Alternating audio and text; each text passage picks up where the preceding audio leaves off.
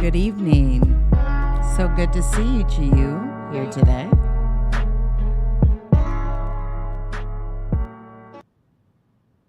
Just want to say good evening to everybody. Shout out to everybody who decided to come through. Man, let me tell you, I really need to hire. I do need to hire a producer who can help me when I'm, working on these types of stories, because listen, there's a lot that goes into this. Okay, it's not even just the fact of the story itself. It's the promoting and getting the word out that the story is taking place. And so yeah, sorry I'm a few minutes late, but I was on Instagram advertising, also on Facebook advertising, letting everyone know, hey, you may want to come through, because this is a story that everyone needs to be aware about. And surprisingly to me, not so many people know about this story. Okay. Now, this story of Brandon McClelland is a story that I have been following since it happened. Okay. Brandon McClelland and myself, we happen to be from the same area. Okay. Now, I want to say first, before I even get started, that tonight you are going to hear some exclusive audio of basically the Paris, Texas police chief admitting that he knows who the murderer is that killed Brandon McClelland. And we will get into the details of what happened. But yes, I do have this secret exclusive audio, and I'm going to play it for you. I'm going to expose it because I want it to be exposed. And this isn't really the first time, honestly, that I've played this before, but it's been a few years, and I think that it's long fucking overdue, okay? Ever. So, I want to go ahead and get started, and let's get started on what happened here. Okay. This is a story that I hope will, people will take some roots into this. Yes, it is an older story, but the murderers are still walking free. Now, we're talking about a Jasper style dragging.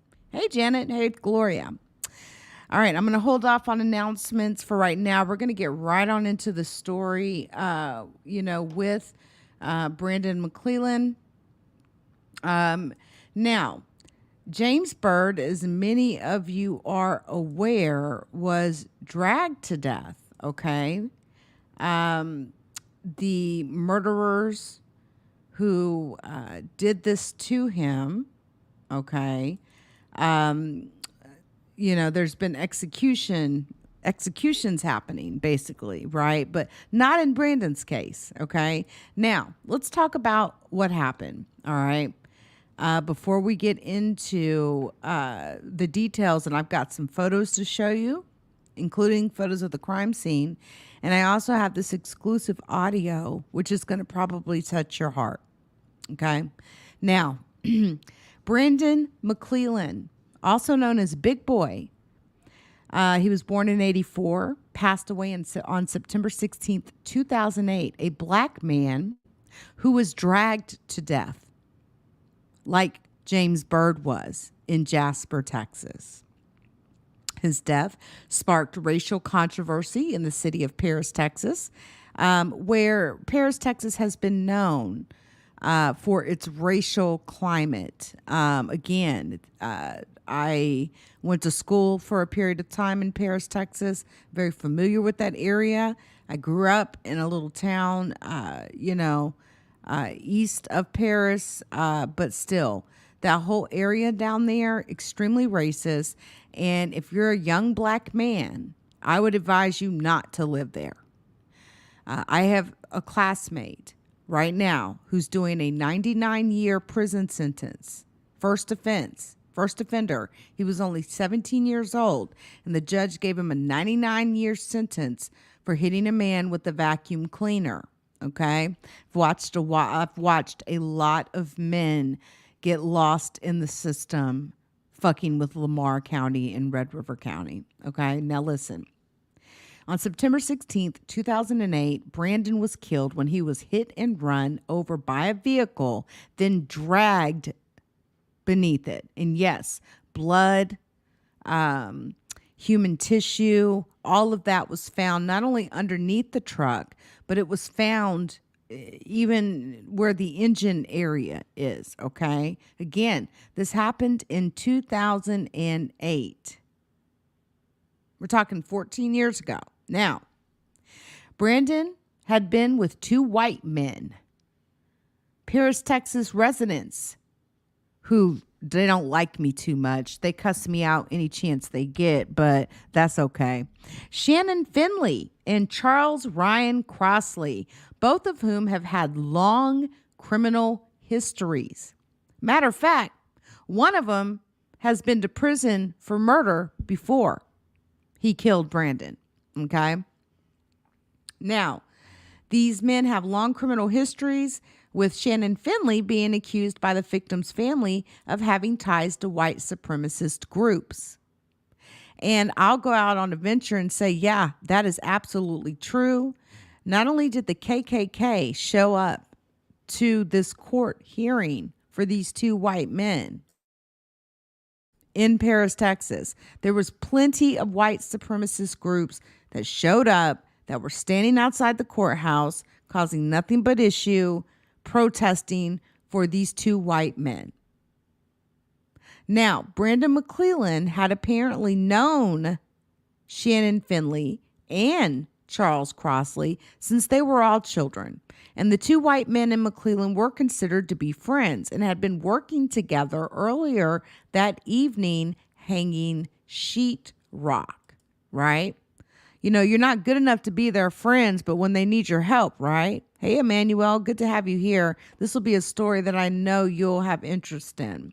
Now, the investigation that was done by Paris, Texas police was absolutely inept. It was horrible. It was, beyond horrible. Okay. By the time they even impounded the truck that was used to murder, to drag this man to death, just like in the situation with James Byrd, right?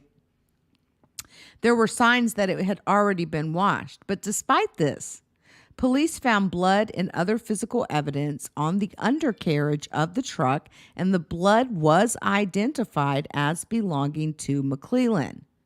DNA, baby. Okay?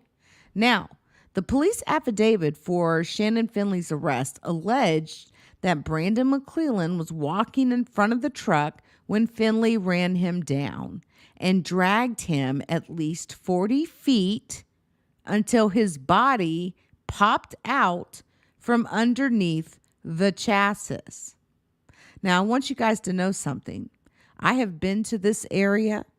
By the way, shout out to Brother Jesse Muhammad. He was also there. He covered this story. And I've been there. And we're talking about in the middle of nowhere. All right. This was the middle of the night. Literally, the location where this happened is in the middle of nowhere. Okay. So it already calls his story into question. Now, Shannon Finley's estranged wife and another of his friends has said that the defendants told them that after an argument about who was sober enough to drive, Brandon McClelland got out and Shannon Finley bumped him with the truck until knocking him over. He then drove over him and then dragged his body under the truck. The two men were charged with killing Mclelland and both subsequently pled not guilty. But listen to this.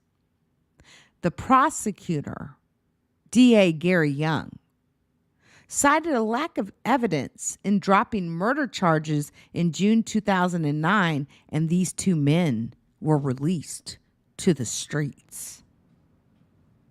No, they didn't even let a jury make that decision, okay? They didn't even let a jury make the decision. The district attorney of Lamar County, DA Gary Young, literally dropped the murder charges. It is unbelievable, okay? Now, I do want to put out a call to the wife of Shannon Finley, or the girlfriend, or whatever she was at that time, the estranged wife.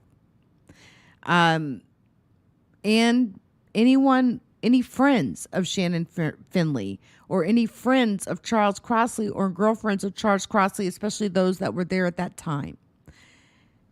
If you're willing to speak to me, I will literally change your voice and everything. I would love it if you could email me at tips@LeakYou.com. I will disguise your voice, and I will in no way.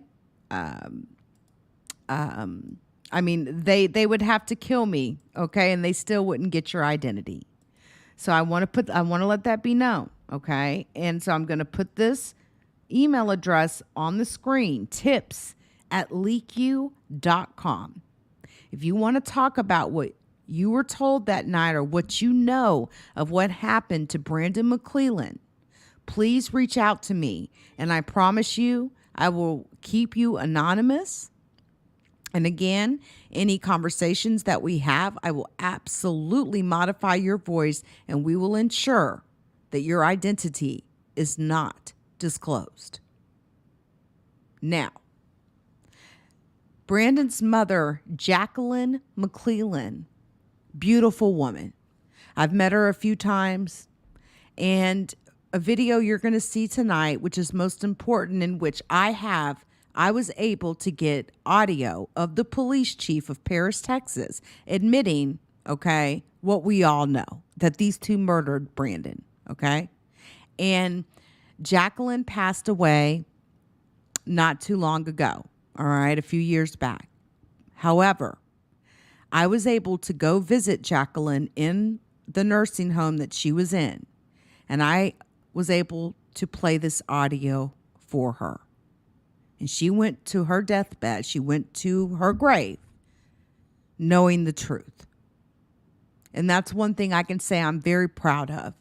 And it's not a proudness of like that. It's just that I'm happy I was able to give this woman the information. This was his mother. She deserved to know the truth, and I'm glad I was able to provide that to her. Now,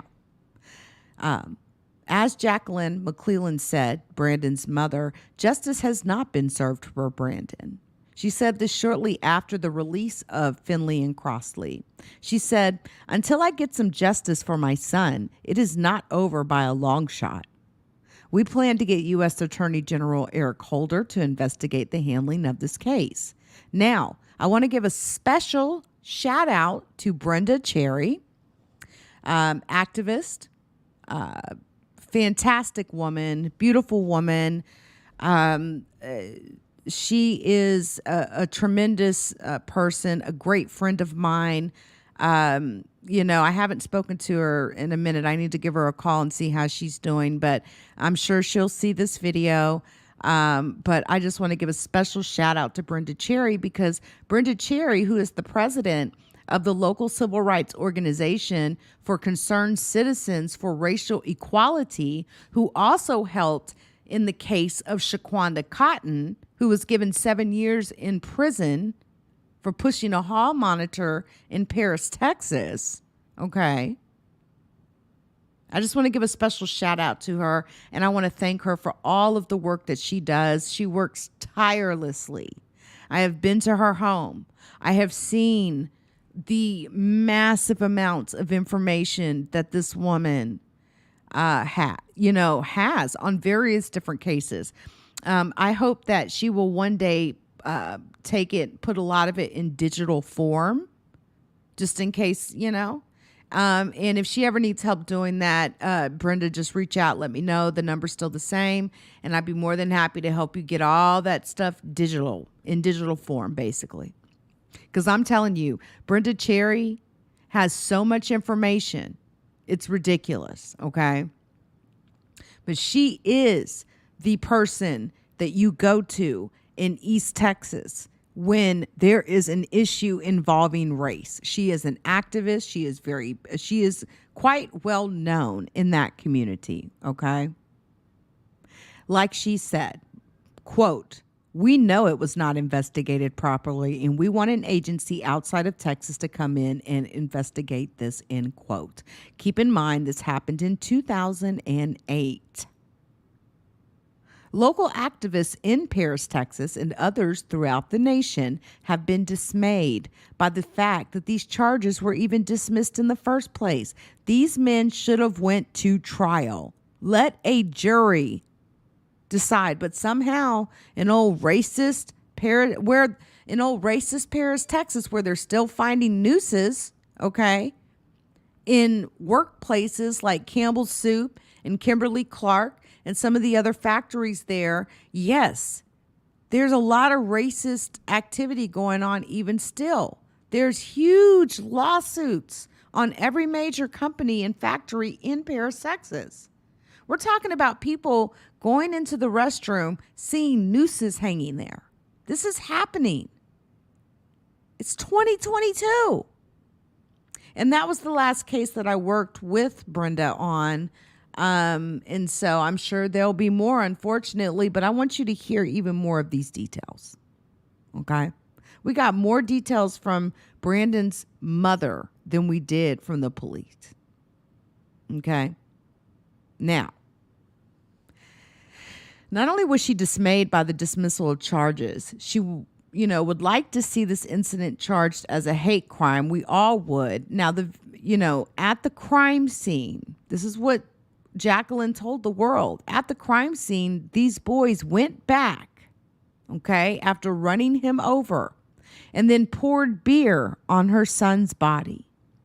2 beer cans were lying out there, but the police, they didn't even pick them up. They just left evidence out there. And I actually have photos of this. They left evidence out there, a lot of evidence, actually. Paris, Texas police aren't even considering the fact that this is a racial issue. But that's how it is in Paris.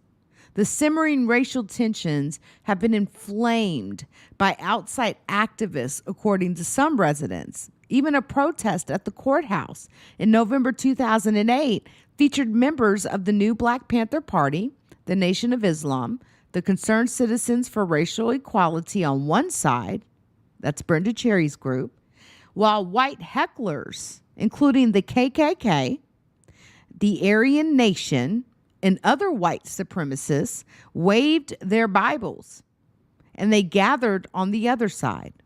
Now, Brandon McClelland's death has also been covered by journalist Howard Witt of the Chicago Tribune, Newsweek, the New York Times, and numerous other national media agencies. But somehow this just keeps going. This keeps going.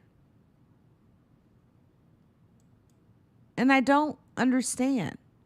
I don't understand why this is even still happening in 2022.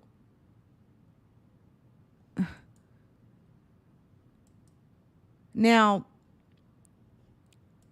I don't think this is, that video doesn't work. The video's on private. Okay, I'm going to show you a few photos, okay, before we get to the important video that you all need to see. And again,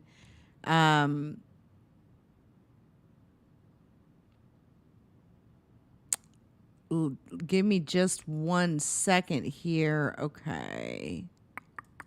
All right. Okay. Now, additional information that I want to make you aware of. Okay.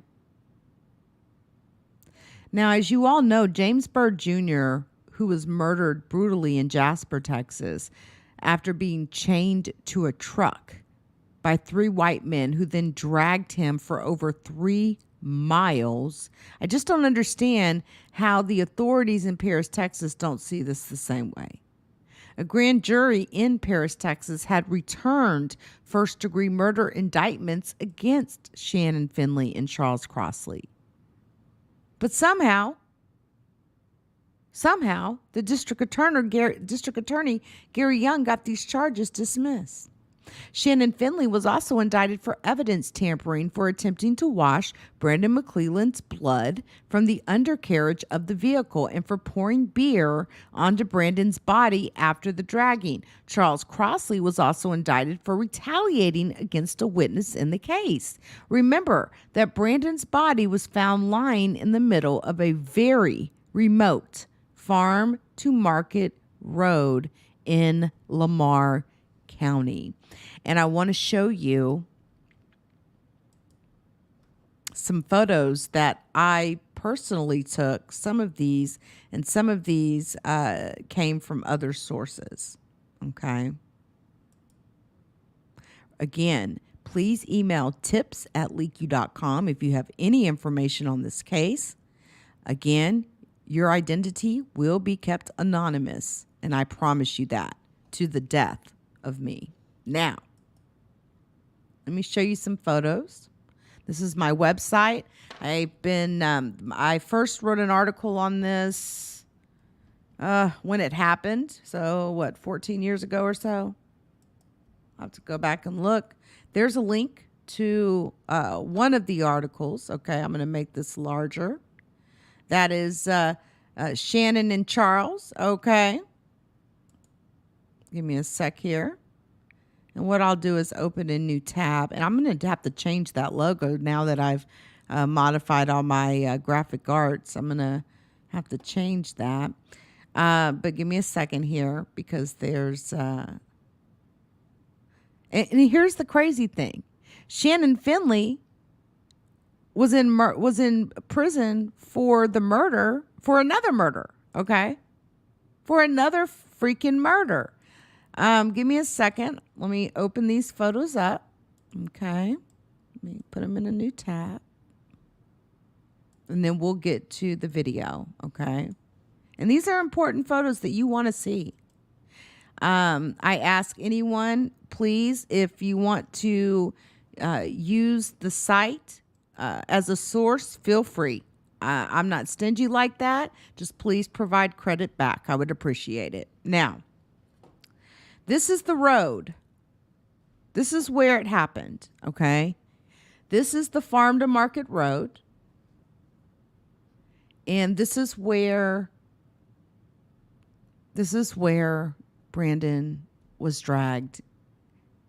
He was not only hit, but he was dragged. He was hit, ran over, and then dragged underneath the undercarriage of this pickup truck on this road. Okay, you can tell. I mean, there's literally barely any paint around anything. I mean, the police did a piss poor job. It makes me wonder, what friends do these men have? Now, this is at the courthouse, okay, in Paris, Texas, where KKK members came out to protest for their white friends who were being accused of dragging Brandon to death. Okay. Now,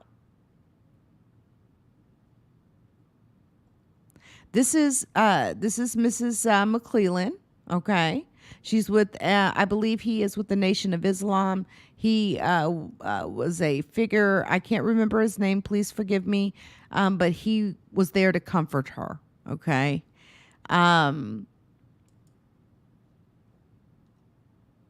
And I mean, I was there through all this. These were the shirts that were made. And basically, I took this photo. I think I took this photo. But this is at the location, at the road where this incident happened. Okay. And please share this video, guys. You know, this is real content.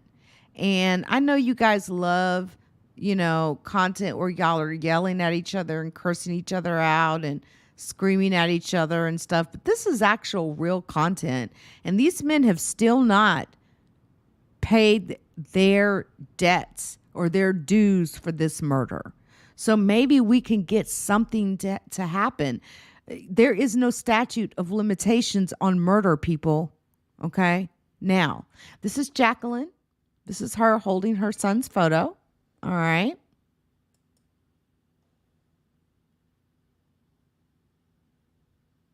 Now, isn't that beautiful? Look at that.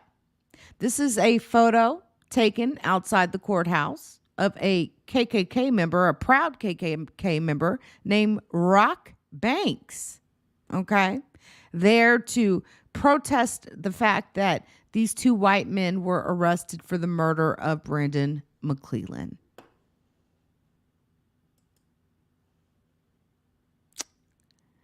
All right. Jesse Muhammad took this photo. Shout out to Jesse Muhammad.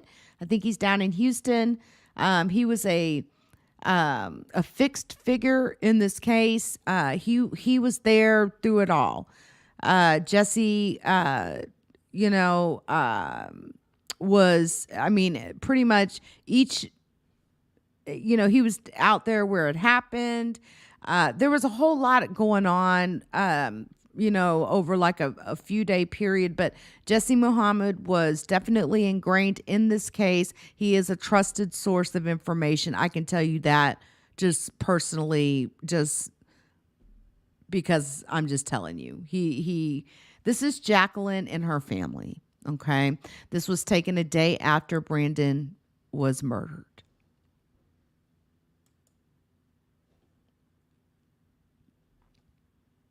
All right. Now, something else that's very disturbing. And again, shout out to Jesse Muhammad on this, but you see this photo, right?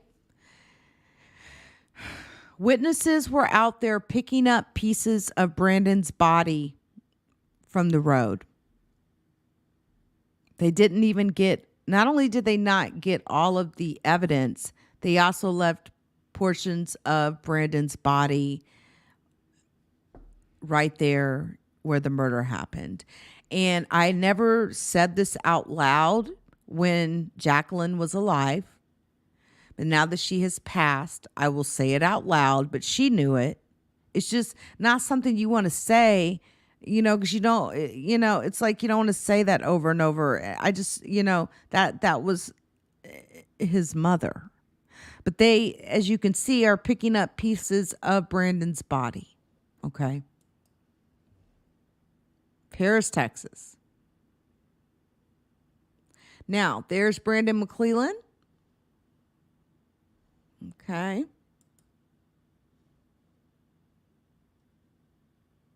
And there is another shot of Brandon McClelland.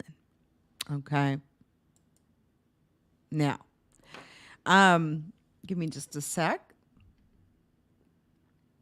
Now, the extreme violence to Brandon's body and rumors that Shannon Finley was a member of a white supremacist prison gang shook many who called for this incident to be treated as a hate crime. An autopsy report signed by 10 medical examiners of the Dallas Southwestern Institute of Forensic Science stated that, quote, initial investigations suggested that the blunt force injuries sustained were the result of an accidental hit and run. However, additional investigation and developments in the case indicate that the decedent was intentionally run over with a truck. The report further states, quote, therefore, based upon the autopsy findings and the history available to us, it is our opinion that Brandon DeMond McClelland, a 24-year-old black male, died as a result of blunt force injuries. Also, the manner of death declared by the examiners is homicide. I had the opportunity to review the postmortem report on the body, and the majority of his brain was absent from the body at the time it was examined, stated Dr. Joy Carter, a forensic pathology consultant. Pieces of the body that were coming up, that were being picked up, was pieces of his brain. Hey, Dolly, good to see you, babe. Now, so all this is going on, right? And District Attorney Gary Young, who's been under fire for racist things before, especially like in the Shaquanda Cotton case. Shout out to Shaquanda Cotton, okay? But a new prosecutor ends up getting appointed to the case, but it didn't do shit. All right, Toby Shook was his name. Now, Lamar County DA Gary Young, he came under fire from many for statements he made stating that the killing did not appear to be a hate crime due to friendship ties between the victim Brandon and the accused killers Shannon and Charles. Mr. Young also had previously represented Shannon Finley on another case for murder 4 years prior. Did you hear me? The district attorney, Gary Young, who dismissed the murder charges against Shannon Finley and Charles Crostley, the same district attorney had represented Shannon Finley on a murder case, a completely different murder case 4 years prior.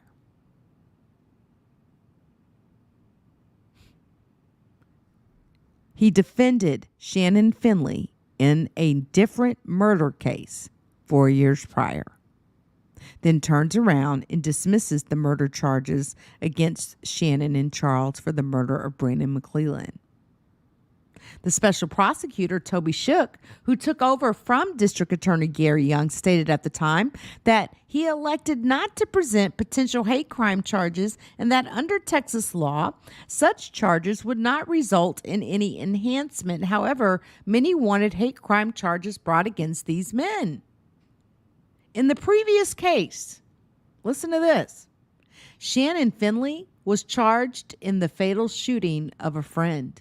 This was the same case in which Brandon McClelland, who was killed, was charged with perjury for providing a false alibi for Shannon Finley's whereabouts. Both of the men served time in prison. So you hear that, right? So basically, Shannon, who had been charged in shooting a different person 4 years prior, okay, Brandon McClelland, who he killed, allegedly, was actually charged with perjury and went to prison because he provided a false alibi for Shannon's whereabouts. Yet here we are 4 years later, and Shannon then kills Brandon, allegedly, of course. Now, note that just because these two men may have been friends, it does not mean that a hate crime was not committed. Now, Toby Shook is known for trying the Texas Seven, a group of prisoners who escaped from the John B. Connolly unit near Kennedy, Texas, back in 2000. Okay. They were apprehended a little more than a month later as a direct result of the television show America's Most Wanted. Shout out to John Walsh. Now, let's talk about these drop charges. So, Shannon Finley and Charles Crostley were released from jail on a Thursday afternoon, only months after being charged in Brandon's death. The special prosecutor, Toby Shook, was granted a motion to dismiss the case. The prosecution stated that the case was hampered by a lack of eyewitnesses and physical evidence. Then, some gravel truck driver gives a sworn statement in the case acknowledging that he might have accidentally run over Brandon McClelland's body. Well, his body was in the middle of the road in that area. It is extremely dark. Okay, like I said, it's in the middle of nowhere, right? Doesn't mean that Brandon wasn't dead on that road before that gravel truck driver came. Okay. Now, when they were released, no restrictions were even placed on them. Okay. They were released from jail, and the gravel truck driver did not face any charges either. Toby Shook later said, quote, after investigation, it has been determined this case should be dismissed in the interest of justice. The decision is about the state of the evidence in the case as it exists today. Well, Mr. Shook, I hope you get this. If someone knows who Toby Shook is, make sure you send them a copy of this video because I got some additional evidence. So how's that going to sit? Huh? I got more evidence, and it proves, and it's basically the Paris, Texas police chief admitting to me, okay, that they know exactly who killed Brandon McClelland. Now, why were they even together that night? Apparently, these three friends, Shannon, Finley, Charles Crostley, and Brandon McClelland, drove across the Oklahoma border to buy beer. They argued on the way back home about whether Shannon Finley was too drunk to drive. Shannon Finley has stated that he would not let anyone else drive his truck. After a heated argument, Brandon McClelland got out of the car to walk home and then was fatally struck, ran over, and dragged by that pickup truck. After Brandon's death, Shannon Finley left for town for Kansas. He was arrested there in Kansas and extradited back here to Texas, which has led many to say he went on the run and he was fleeing after the crime was committed. It's obvious, right? Mr. Finley states he went to Kansas to clear his head after Brandon's death and that he feared for his safety. Okay.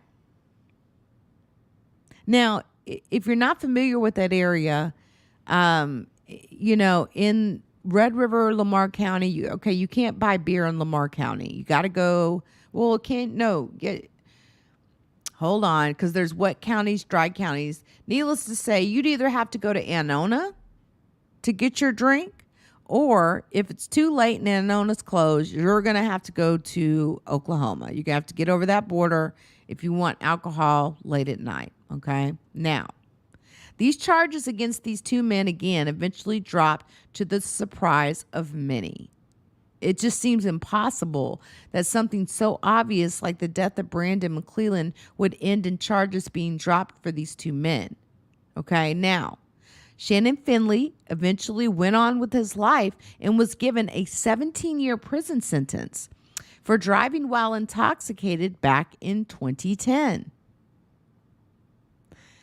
We are still waiting information on Charles Crostley. Charles Crostley, he's kept a low profile.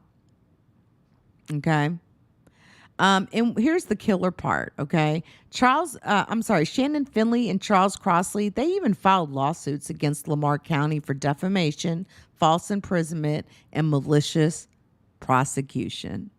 Just unfucking believable. Okay.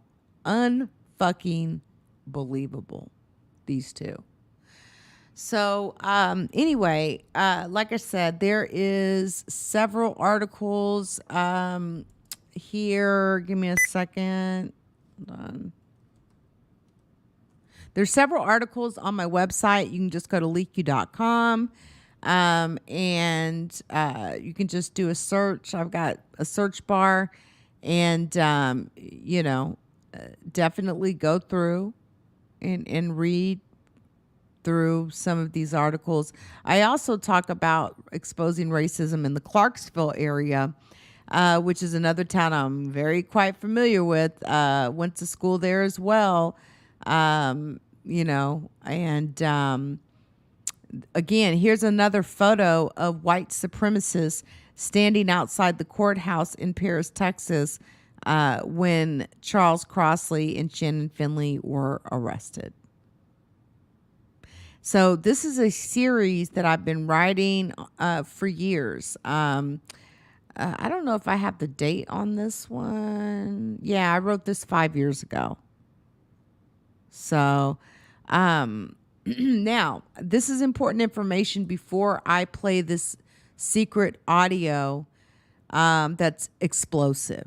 Okay, the audio I'm about to play is pretty fucking explosive, and it is an exclusive. Okay. Now, again, as I was telling you, Shannon in 2013, okay, Shannon Finley and Charles Ryan Crostley actually sued Lamar County and law personnel for false arrest, malicious prosecution, and wrongful imprisonment. During this suit, official court documents were released, which are absolutely explosive, to say the least, and gives us quite a vivid picture of what possibly happened that night to Brandon. We are calling Shannon Finley and Charles Crostley the accused, as they have not been convicted of this crime at this time.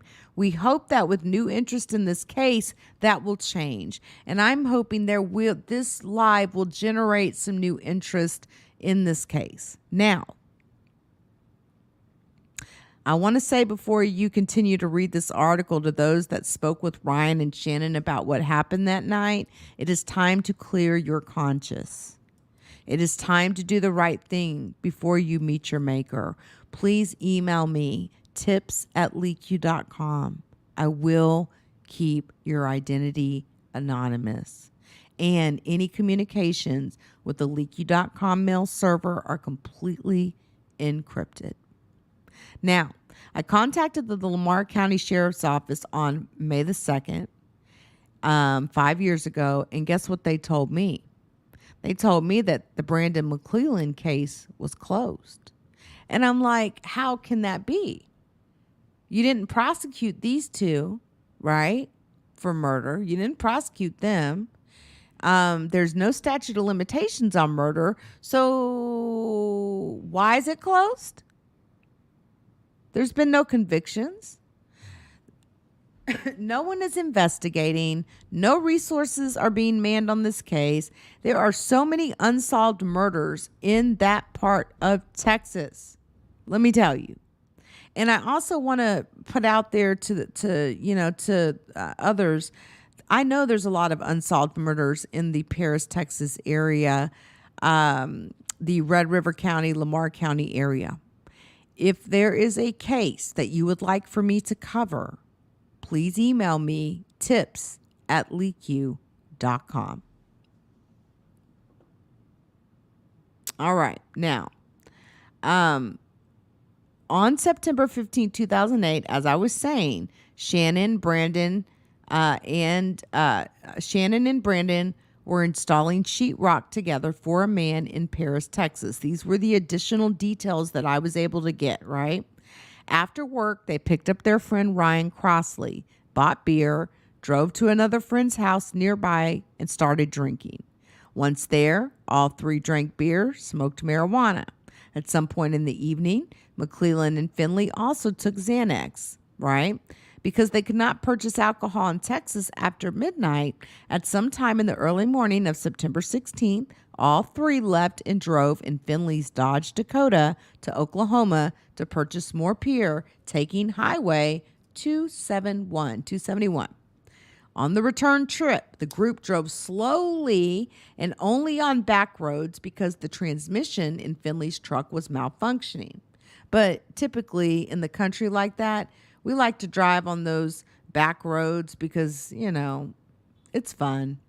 But nothing to do with this, but I'm just speaking in general. I was literally just down in the country a few weeks ago and for a block party, so to speak. And yeah, there, a lot goes down on them country roads, baby, let me tell you. But generally not murder, okay? Now, while they were traveling on one of these country roads, Mclelland and Crostley began arguing with Finley about whether he was too intoxicated to drive, tried to convince him that either Mclelland or Crostley should drive instead. When Finley refused, Mclelland continued to argue with him. Now remember, Brandon McClelland did prison time on a perjury charge for lying for Shannon Finley, okay? For another murder that he had committed 4 years prior, right? All right. So Finley eventually told Mclelland that if he preferred not to ride with him, he could just get out of the truck. Mclelland then exited the truck, and I think this was around 3 to 4 o'clock in the morning, by the way, when this happened.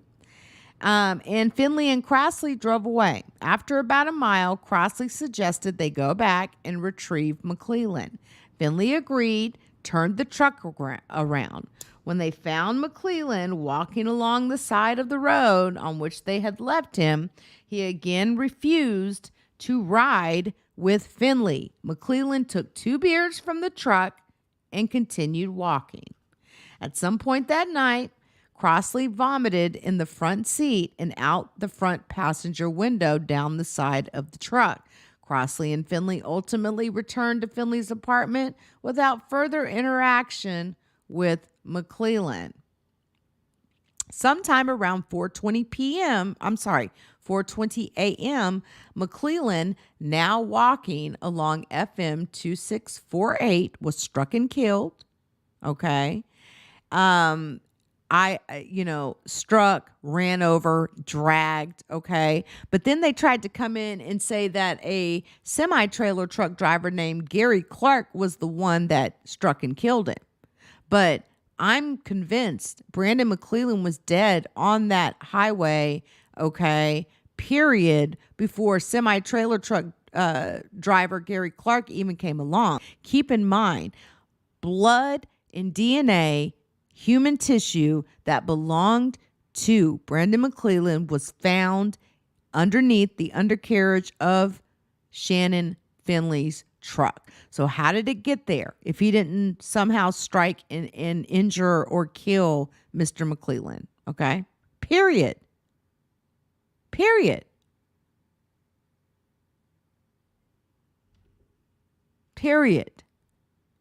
Now, again, this article was written 5 years ago, but we're almost done, and we're going to get to this exclusive audio here that you all need to hear, all right? Around the time of the accident, Brandon Smith and Clint Franschauer, 2 friends driving on FM 2648, and that is the Farm to Market Road where this happened, okay? They were in separate cars. They passed an 18-wheeler coming the opposite direction that was allegedly driving over the speed limit and partly over the center dividing line. Moments after passing the truck, they came upon Mclelland's body in the road. They then pulled over and called 911. Smith later told authorities that Mclelland's body was still emitting steam when they arrived. 2 other witnesses also attested to passing a truck similar to Clark's shortly before passing Mclelland's body in the road. By the way, I'm going to drop a link to this article that I wrote titled Exposing Racism in East Texas. Now, DPS Officer Keel, DPS Sergeant James Kane, Lamar County Investigator Joe Tuttle, and Lamar County Sheriff's Deputy Tom Barr were all dispatched to the scene. Tuttle recorded the witnesses' statements. DPS Sergeant Chris Brooks arrived at the accident sometime close to 5 a.m. after the witnesses had left.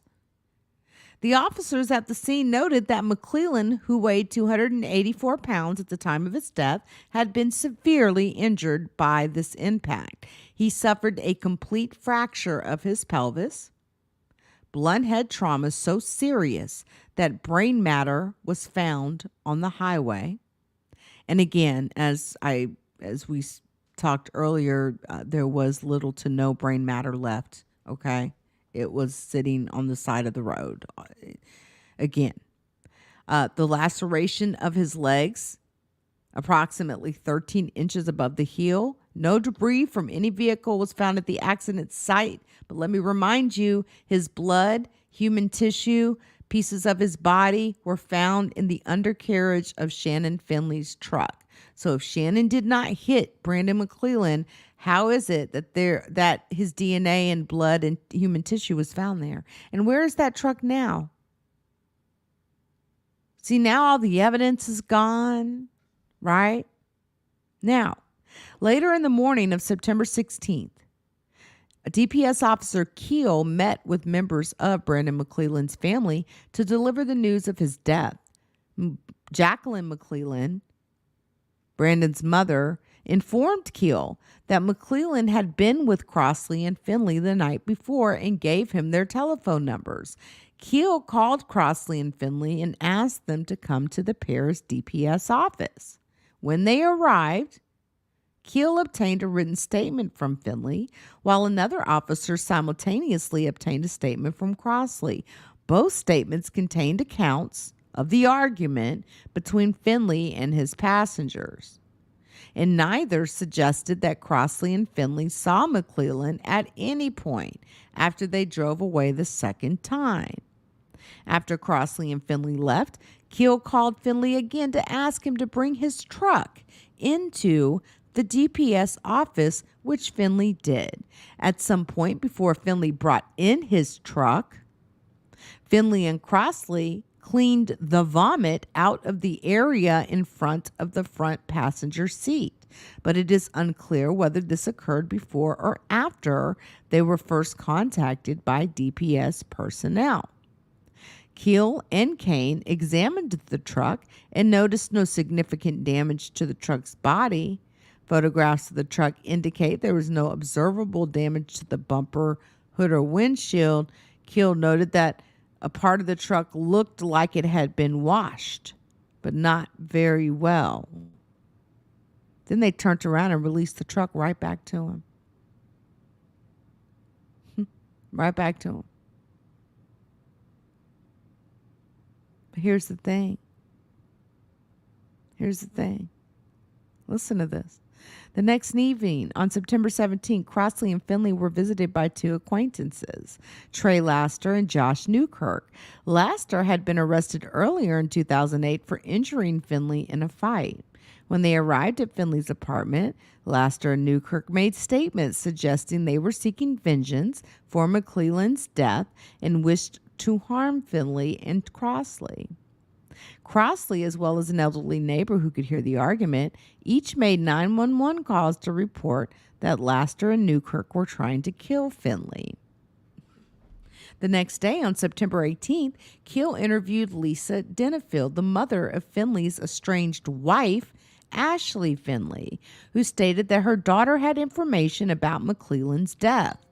Keel then interviewed Ashley Finley, who said that she had spoken with Newkirk, who said that he had talked to Crostley, and that Crostley had told him he had been in Finley's truck when Finley ran over Brandon McClelland and killed him. Ashley also stated that she had been told Finley had washed his truck at a car wash in Powderly, Texas, after the incident.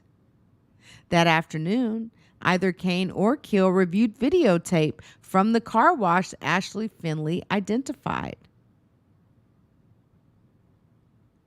but found no indication in the footage that the car wash had been visited by a Dodge Dakota. So was it a Dodge Dakota or a Toyota Tundra that possibly dragged Brandon to his death? The same day, Billy Pillars, a Paris police officer on patrol at the time, was flagged down by Laster, who said that he had information about the events of the night of September 15th through 16th. Laster stated that Finley had told him about fighting with Mclelland and that Finley had admitted to running Mclelland over. Laster claimed that the vehicle in question was actually not a Dodge Dakota at all. It was a Toyota Tundra.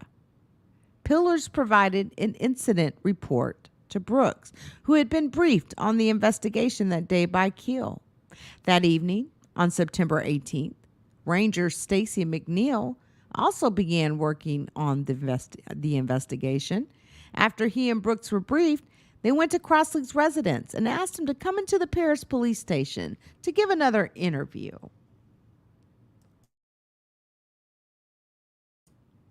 Crostley agreed and gave an account consistent with his September 16th statement. Keel prepared an affidavit for a search warrant to allow the investigators to search Finley's truck, which was signed by a magistrate later that evening. On September 20th, McNeil and Brooks executed this search warrant. And guess what? They located Finley's Toyota Tundra truck in a field on Finley's father's property. So originally, he took the wrong truck in to be examined by those DPS officers. But they found the real truck on his daddy's property. And guess what? They noticed that the carpet on the floorboard was wet, that the water was draining from the drain plugs. McNeil and Brooks had the vehicle towed to a garage where they put it on a lift to inspect the undercarriage. And using a hemostix test, they identified 2 areas on the truck where the presence of human blood could not be ruled out. Matter of fact, they tested positive. The samples were sent to the DPS crime lab 3 days later for a conclusive determination of whether human blood was present. So then what happens? Shannon Finley leaves Texas immediately. He went on the run.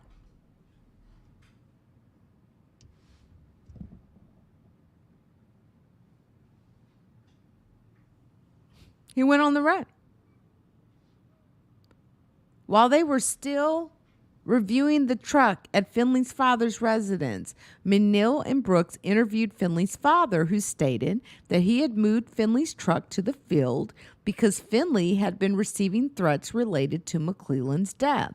And Finley's father was concerned that if people saw his truck at the residence, they would believe Finley was also there. Finley's father also said that Finley had left Paris to stay with friends in Kansas because he feared for his safety, but that he would willingly return if the authorities needed to talk to him. So let's get this right. You took in a fake truck. You've lied. Hey, Timothy, you took in a fake truck. You lied. Okay. Then you take off and go on the run to Kansas. Ain't that something? Finley's father also provided Finley's contact information to the detectives, and on September 23rd, McNeil called Finley's father regarding Finley's whereabouts. Finley's father told him the name of the family friend in Kansas with whom Finley was staying, and that while he could not remember Finley's telephone number, it had been provided to Tuttle. McNeil called Tuttle and successfully obtained Finley's phone number. Now, on September 22nd, McNeil and Brooks interviewed Laster at the Paris Police Department. Laster said that Newkirk had told him that Crostley and Finley had dragged Brandon McClelland under Finley's truck and killed him, and that Crostley had said he did not remember very much about the events of that night. Laster also stated that he and Newkirk had gone to Finley's apartment on September 17th, where Laster spoke to Finley while Newkirk spoke to Crostley. He said Finley had told him that Finley and Crostley dragged Brandon McClelland under the truck for 30 to 40 feet, and that McClelland's body was messy, but also that they had not meant to kill him. Laster stated that Finley had told him he washed his truck after the incident. During the interview, the topic of Laster's January 2008 arrest for assaulting Finley was discussed. Brooks and McNeil apparently laughed when Laster mentioned having knocked out Finley's teeth.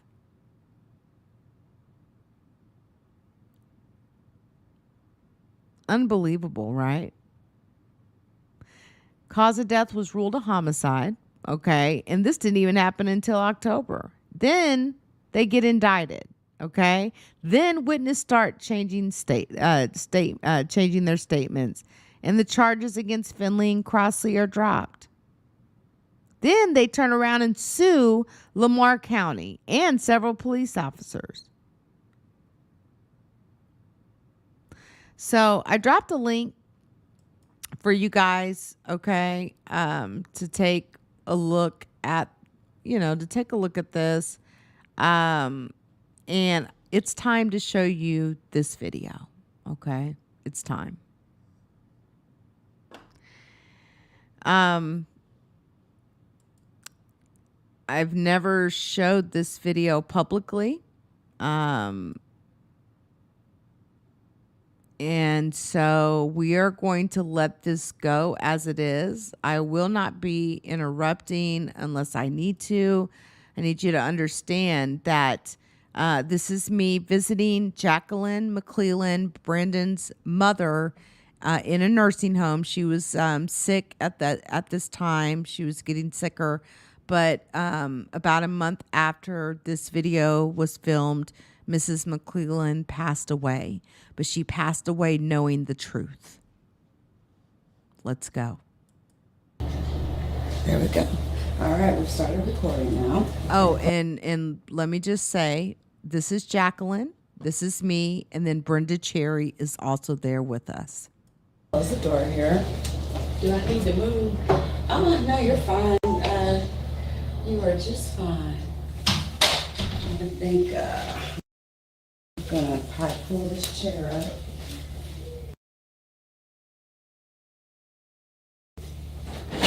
Oops. Things are expensive.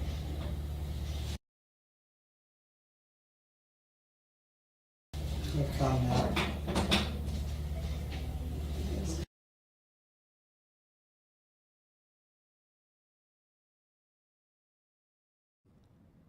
Hold that thought. Let me see if I can, get past the adjustment. And Hold on. the phone rang, Hold that thought. And let me see if I can. and it was my stepdad on the phone. And he said, All right, I'm going to change this. Hopefully we can stop buffering. Jackie, he said, All right. he said, I need Thought. We'll get it, y'all.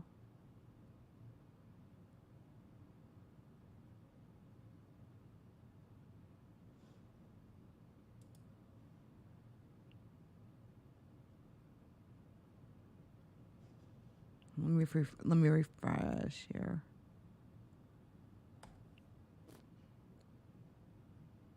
And I appreciate your patience, guys. Thank you. Hey, Timothy. I do appreciate your patience. Thank you. my baby home. And you called Charles. All right, I think we're in business now. As you can see, I'm recording with one phone, and I've got another camera recording, so I have two copies of this. But anyway, here we go. Brenda's like, I ain't doing that. And listen, before I play this video, because I know that there's some of you watching me right now that are in Paris, Texas. Some of you that know these two men, Shannon and Charles, and you know the truth. Again, please email me, tips@leakyou.com. And please put yourself in this woman's position. Put yourself in this woman's position. You have a mother, right? Do you have children? Are you a mother?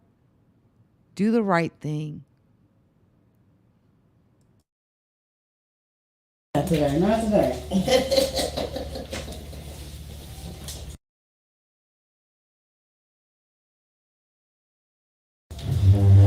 Let's see. Okay.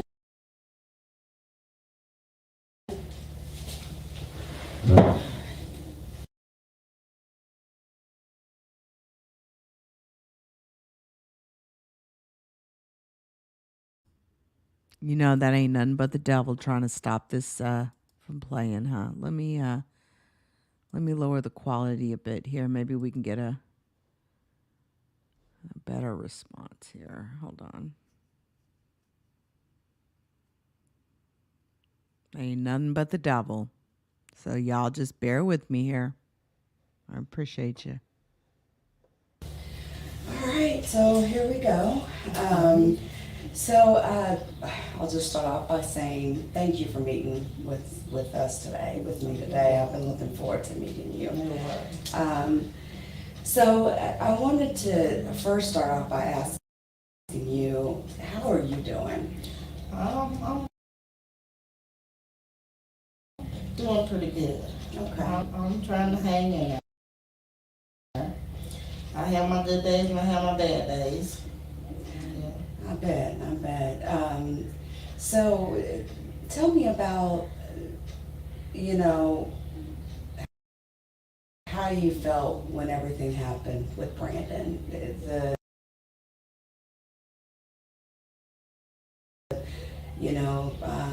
I know you're absolutely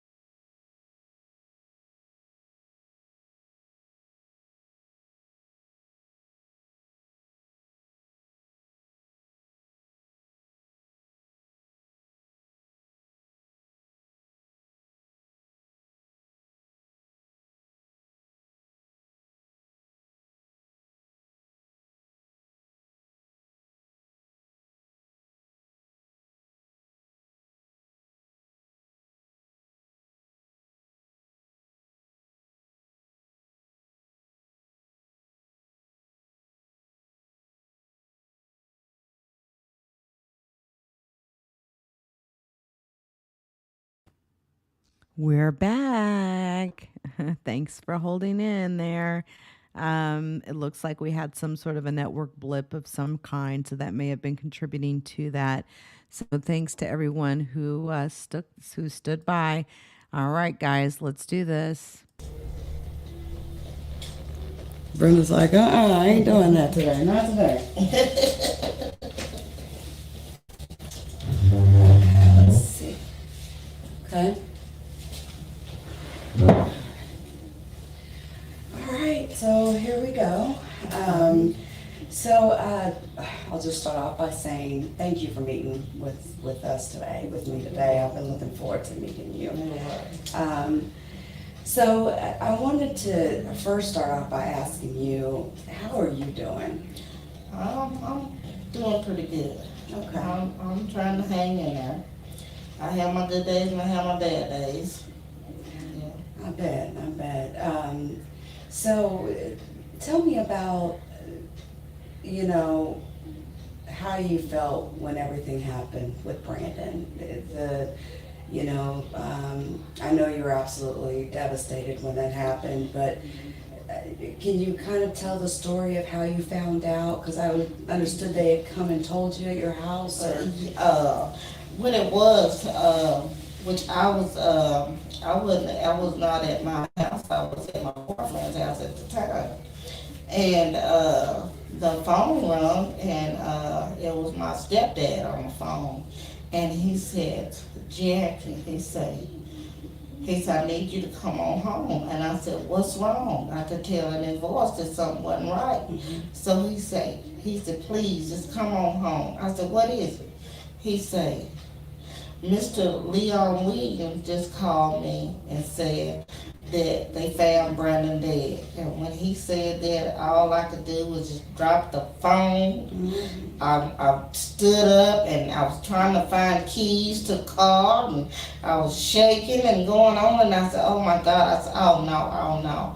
And so my stepson, Dustin, he came in, he said, "Come on," he said, "I'll drive you." And I said, "Okay."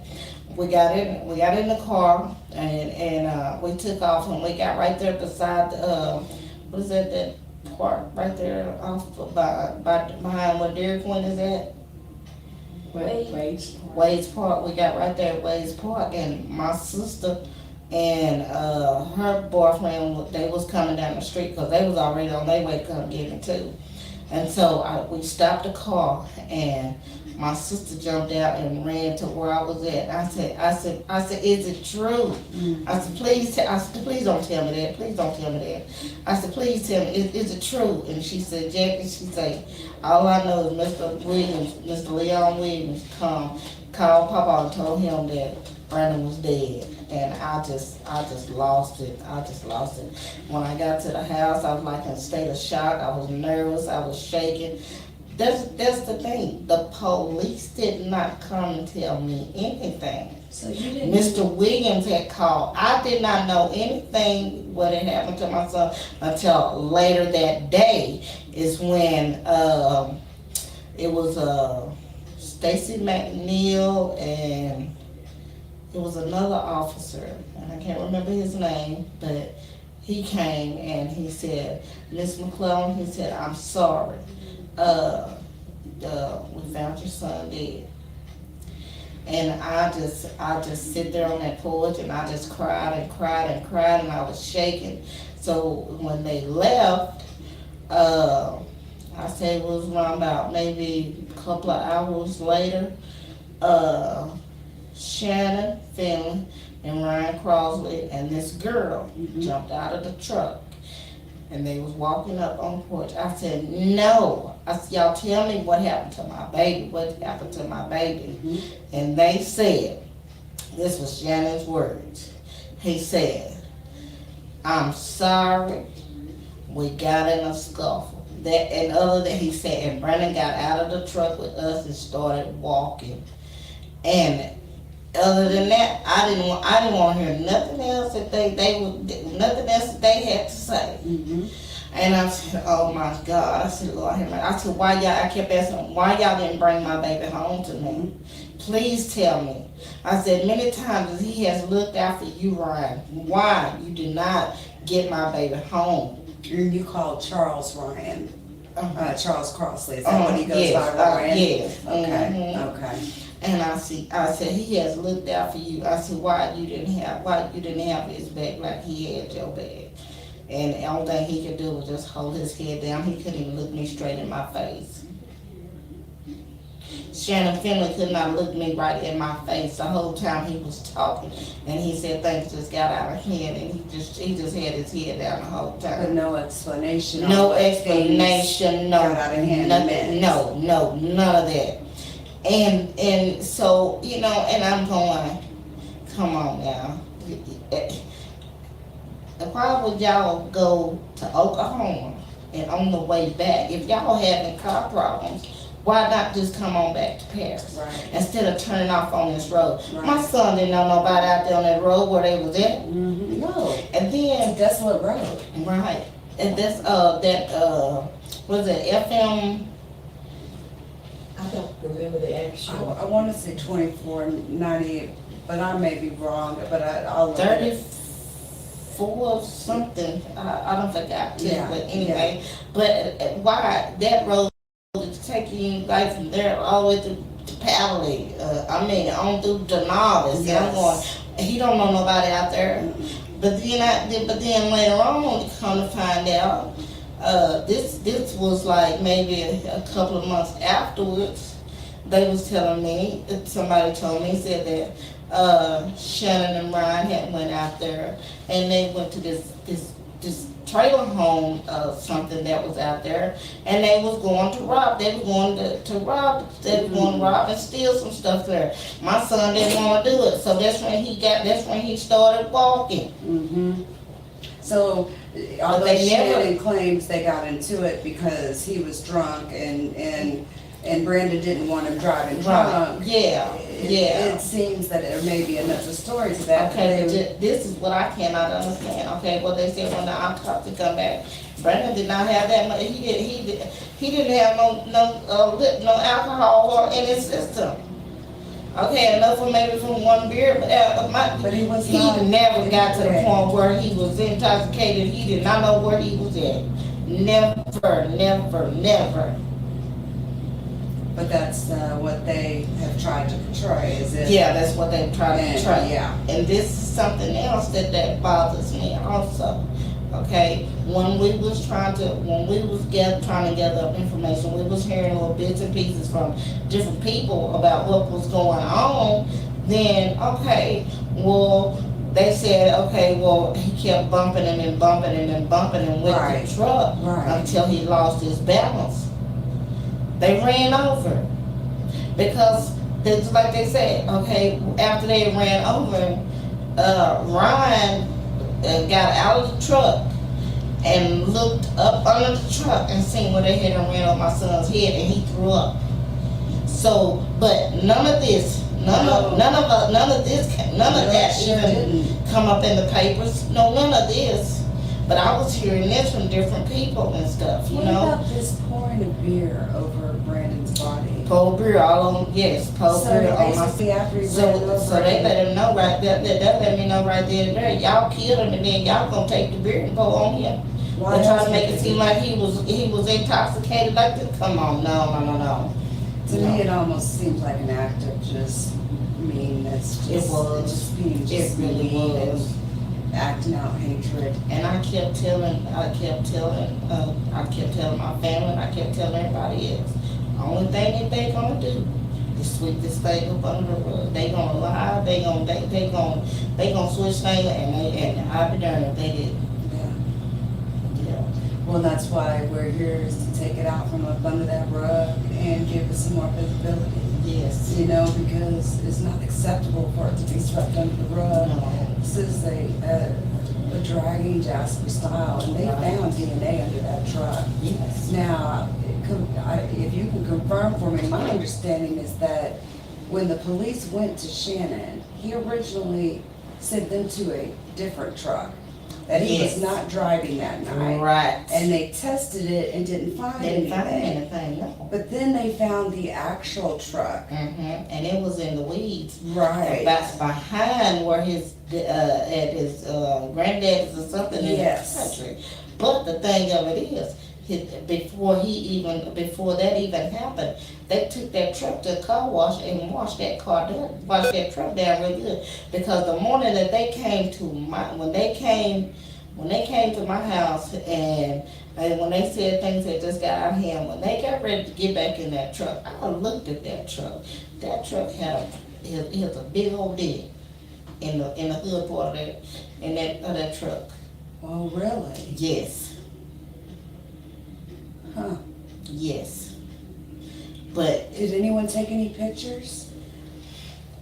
they said that they said they did a thorough investigation. investigation? They didn't do I no don't think thorough they- investigation. No, they did not. That truck had been washed off, drilled back there, and everything. But my understanding is, and this is based off some court papers I read from 2013, when Mhm. Shannon and Ryan had the nerve to sue Lamar County. Yes.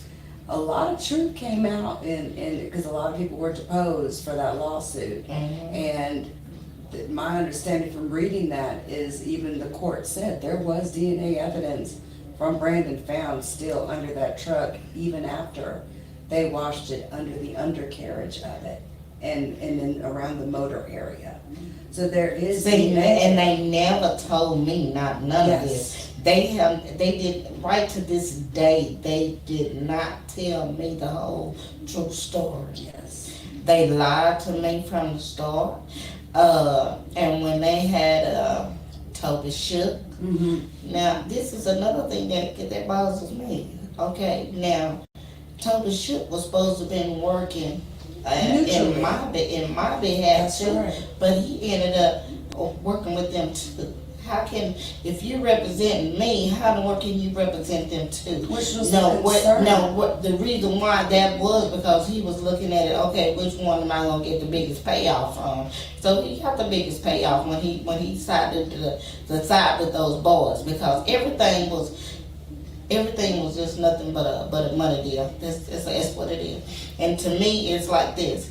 Okay, he just another black person gone. That's the way it seemed like to me. That's the way they was trying to put it. Because all the black boys that has been killed here in Paris, Texas, that has been killed, they have not had a proper investigation. And I agree with you on that. And we are we're going to expose that in a big It way. needs to be. Because, you know, they don't always send people to get autopsies when they should. Right. And I can think of like 5 cases of that. Now, they gonna tell me they sent my son's body all the way to Dallas That's what for an I, autopsy. But then Yes. when his body came back, they sent him to, what was that, Gene Road Funeral Home? I forget, but I think so. It was one of the funeral home. I think it was the one that was over by Dairy Queen. okay. That's where they sent my son's body to before Maxie even got him. So Now, that's strange. very That's not right. strange. And okay, well, Why? and that's what I mean. Now, I can tell you that 10 medical examiners in Dallas, Mm-hmm. 10 doctors, signed an affidavit stating that this was clear-cut homicide. Okay. 10. Mm-hmm. And we're very adamant to the authorities in Paris that this was murder, outright murder, Right. the most cold-blooded murder that they had ever seen. Right. And this was 10 doctors who signed this document, and it's in the court of law right now. So that is So- another piece of evidence that could have been used against these 2 men if any prosecutor would have taken this to trial. Right. And I know Gary Young, and I'm gonna go back to Gary Young here.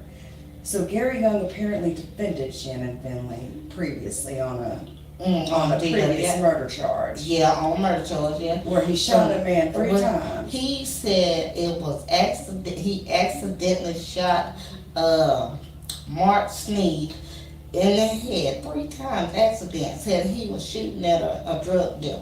Now, come on. They never found a drug dealer. They never even, none of the drug dealers even got charged for even being around to even saying that it was a drug deal gone bad. None of this. He killed Mark Sneed because Mark Sneed knew something on him and he did not want to tell it. He did something to my son, thinking that because of that night, he did something to my son to keep my son from telling Tell the him truth. something. Now, some of them say that he was in with The white supremacist groups from prison. Mm-hmm. I've heard that as well. Yes. And I know there's during that time Obama was getting elected, Mm-hmm. that caused a lot of uproar, Right. and we've seen a lot of uptick in racist Mm-hmm. cases, and Mhm. then the Turner Industry things were going Yes, on, and yes. Shaquanda Cotton. Yes. And honestly, when you look at both cases, Mark Sneed and Brandon, the MO is the same. Right. They're friends. They Right. were friends. They were. Thought he was their friend, but Thought. Right. And Shannon seems to have an anger problem. Yes, A a drinking temperament problem. a drinking problem, Yes. a drug problem. Right. And it seems to me that he killed his supposed friend Right. the same way he did Mark Sneed. Mhm. Now, do I think racism had anything to do with him actually committing the murder? Maybe not. Maybe I not. don't think so, but I think racism had a lot to do with what happened after. Right. Why he didn't go on trial. Right. Why so many things that should have happened did not happen. That's right. Was because of race. Right. So race did play a part Yes. in that way. And I feel it did. I agree 100%. And I am gonna play a call for you that I had with Springer, because I want you to hear it. Okay. What he said to me, and I just want to get your thoughts on it. Okay. So I'm gonna pause this here, because I've been recording you on this camera as well. Okay. And I'd like to play this for you and get your thoughts. It's about an 8-minute conversation, Okay. and it's off the record. Okay.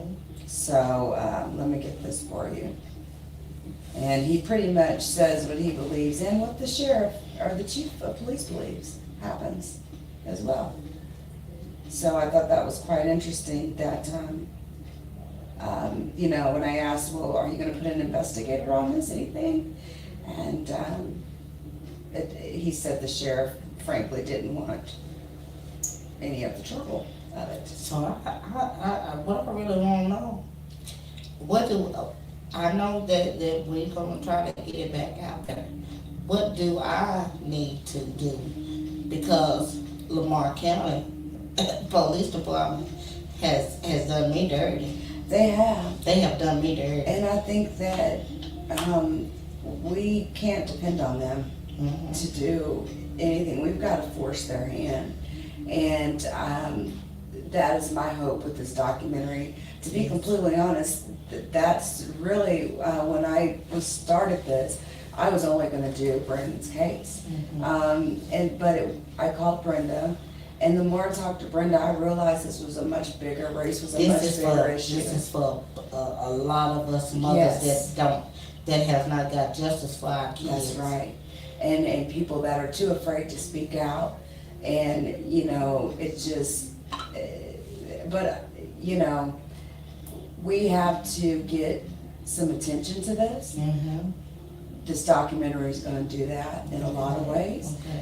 We want someone in a federal level to step in. Yes. And my God, if you can't find a district attorney who will charge these two men, because there's no statute of limitations on murder. Right. So if you know, try them at a state level.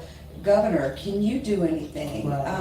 We're going to reach out to all these people. All the Media. with all the evidence. I mean, Exactly. with all of these people that, as far as doing the autopsy and all this kind of 10 stuff. people signed. 10 people signed it? Yes, And- 10 people. I read it myself. And you I know read the that entire court you know document. this a messed up deal. Yeah, absolutely. All the way. Absolutely. It's just unfortunate, to say the least. See, where's this at? So I want to play this here for you. Okay. This is it, I think.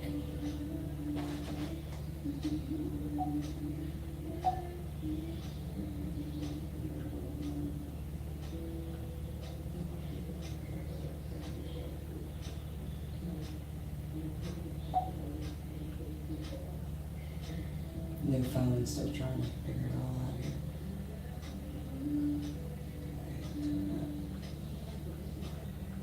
Operator, but I am the operator of the subway, No, that's and not I've the had right it for Let me find that. That's a subway investigation I'm working on. Let's see here. That was April 20th. I talked to him too long ago. Just a couple days ago, actually. I will find it. I think this is it. Yeah. Here we go. Lamar County Sheriff's Office. Can I help you? Yes, hi, this is Nicole. I missed a call, possibly from Officer Springer. Okay, hold on a second. Sure. And of course, no one else knows about this but me. I told Brenda and now y'all are the only ones that know. Springer, Hi, Mr. Springer. My name's Nicole. How are you? I need the, I'm good, sir. I don't know if you've heard, but you probably have, that I'm going to be doing a documentary next week in Paris about a couple of different things, and one of them is the Brandon McClelland case. right? Yeah, I talked to you about that the other day. Well, I've been trying to get in touch with the sheriff or someone who would speak on it. I mean, is anyone willing to speak on it from the sheriff's office at all? Because I've called so many people and I'm not getting calls back. Well, I talked to the sheriff and myself about that, and he said that the main people who worked that case was a resident Texas Ranger, Uh-huh. and a guy that's no longer here, he's with the DA's office. His name was Chris Brooks, and then Stacy McNeil with the DA's office. Stacy McNeil he's our resident Texas Ranger. Gotcha. And they were the main ones that worked on it. Scott, he was not the sheriff at the time. He was the chief deputy at the sheriff's office, but he was not the sheriff back when that happened. Understood. And I worked on the Paris Police Department, so I wasn't here. Understood. We all knew about it, but I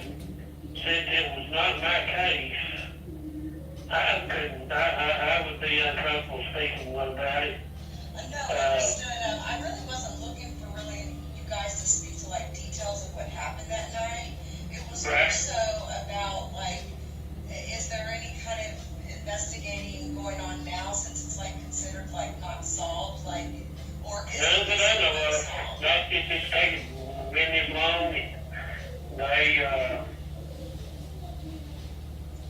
you know, I know nobody here at the sheriff's office is working on that particular case now. Gotcha. Is there, like, so if some, you know, the community wanted another look at this case, how would they do that? Or ask the sheriff's office to do it? I mean, is it possible to request another review of the case at all? Yeah, but here, I'm sure it is. Here again, that's something that you need to talk to the sheriff himself about. We won't comment. I don't know that he wants to get the sheriff's office involved in that situation. That's the key. You know, You just heard it right there. you know, that here again, that's just something that you need to discuss with him. Yeah, if you'd just call me back, I would, for sure. But yeah, I'm not interested in like go over details of things that happened that night, because it's all in the documents online and all of that. So Right. it was just more geared towards, you know, since it's not really officially solved, is there any plans to you know, reinvestigate the case or allocate one detective or, you know, any of that type of thing? From what I understand, and here again, I may be wrong, but I was indirectly involved in it, and that the perpetrator on that particular case was a guy named Shannon Finley, Right, yes, Shannon Finley. and then the victim was Brandon McClelland, Correct. and they were friends. Right, I understand. And it's been, of course this is off the record, but a couple of years before that, I arrested Shannon on the murder case. Right, yeah, And I heard he went to prison and got out. their DA at the time messed that up and ended up letting me plead to voluntary manslaughter, came 4 years. When it was an outright murder. And Yeah, I heard. but anyway, I also ended up arresting Brandon McClelland. Right, for lying. Or- Right, provide him with an alibi. So I'm Right, trying to. But so I was acquainted with, here again, I was acquainted with both of them. And so I assisted in some of the investigation, but it's minor parts when Brandon got ran over. yeah, And I know that there are some facts and details that, I don't know if they were brought to light. I know that there was I believe a lawsuit that was filed, yeah, I read up on that. later on. Yeah, there's some good details. I don't know if you've read it, but if you do a Google search on like Paris, Texas, Shannon Finley, you'll find it. Right. And it is very eye-opening. Well, like I said, there's a lot of things that I think that, a part of their VA, their prosecutor then, who is the prosecutor we have now, or the DA, Gary Young, Yes, had to recluse himself because he had represented Shannon Finley. Actually, he was Shannon Finley's defense attorney on that murder. yeah, So he couldn't get involved, so he turned it over to the Attorney General's office for prosecution. yeah. Or, I know, I remember that. he may have turned it over to another prosecutor from another county. I know somebody else that ended up prosecuting it, and they Sit inside are our dirty ended up circle as sport. prosecutor, and They are they dirty, didn't have no rotten place in the evidence. I don't know, but anyway, I know And he's gonna that say, he got shot down out of the saddle, and which of course ticked off a bunch of local people here, Right. and then of course they started playing the race card.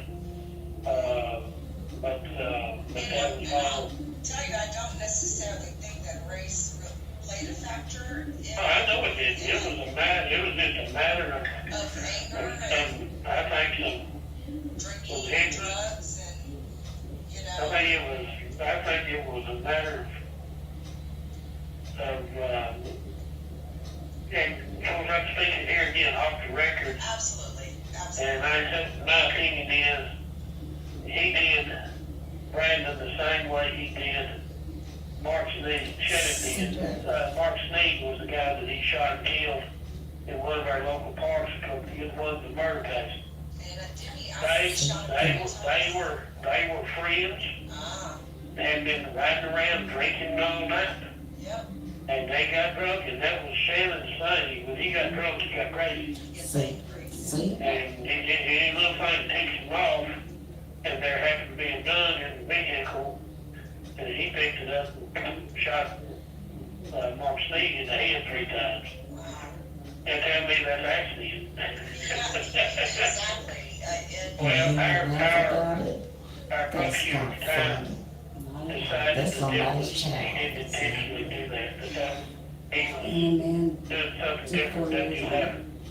And so he That's didn't all. tell the family the whole deal. Anyway, so then you rock along, and now this thing happened with Brandon. I mean, it was done with a vehicle, But still. but it's still the same MO. I mean, as far as, See. you know, they're out riding around drinking, and he gets ticked off at in court. Brandon, and Yep. makes him get out of the truck. we all believe that. And he runs over. Yeah. Okay, and I'm a firm believer that happened. But that's here again, that's off the record, it's my own opinion. I would But- never, don't worry about it, it's completely off. What I would suggest you do, like I said, Sheriff, and I'm not gonna be here next week, I'm on vacation. Have a good time. I hope you have a good time. Believe me, I didn't know that. I would just keep trying to call Sheriff back home, forward your message to him, to his email, Okay. Yeah, and get him to call you. that'll work. And I do have a interview scheduled with the mayor, next week. He's gonna, speak to me at least, and, like I explained, I feel the same way you do, sir, about what happened that night, and I just think that just because of the Turner Industries situation and all the other racial All things that other that are going stuff on, is just plain old raising a big issue on it. yeah, But exactly. here again, like I said, when it comes down to the facts, I just think that in my own gut feeling, he ran over Brandon and left him out there all chewed up on the driveway. See that? So, Yeah, and now, I guess he'll think about that for the next 17 years in prison on a DWI. yeah, well, he will not, He he be home won't for pay that. twice now, because he has no remorse. Oh, really? He has no remorse on shooting Mark Sneed, and he sure doesn't. To him, this is like stepping on a bug.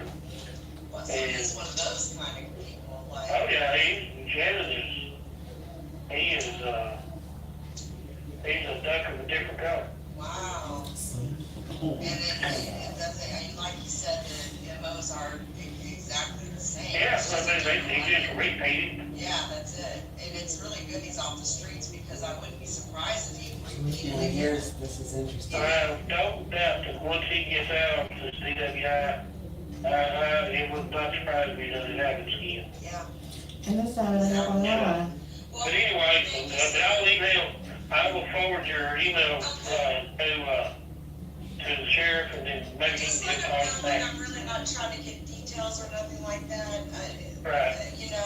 Basically what I talked to you about is all I was trying to talk to him about. That's all. So, Okay. but thank you, sir. You have a good one. Yeah, put it Take in care. the later on. All right. Right. Bye-bye. Bye-bye. He ain't do shit. So Sorry, I had not spot while I was talking. that was the call that I had, and I had been saving that because I Thank you. wanted to play that for you because I felt that if there was anyone that needed to hear that, you needed to hear that. Thank you. Because it may not bring a closure, to what's happened, but I believe that it tells you exactly what What happened happened? and what the police think And happened. exactly what I was thinking is the thing that happened. Like I said, they gonna throw it up on the rug, Yeah. try to sweep it up on the rug, but I knew in my heart, I knew it. And then the whole time, it was trying to say the truck driver.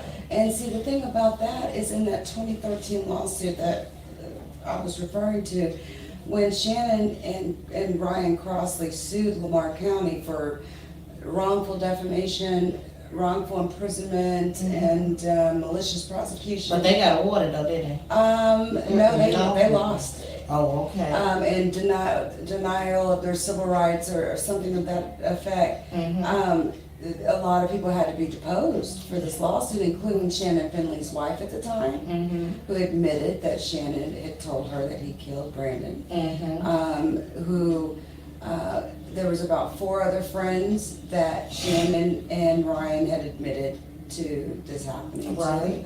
I've reached out to 2 of them. Did they speak with you and say? One of them, he kind of wants to speak with me. It was just initial greetings.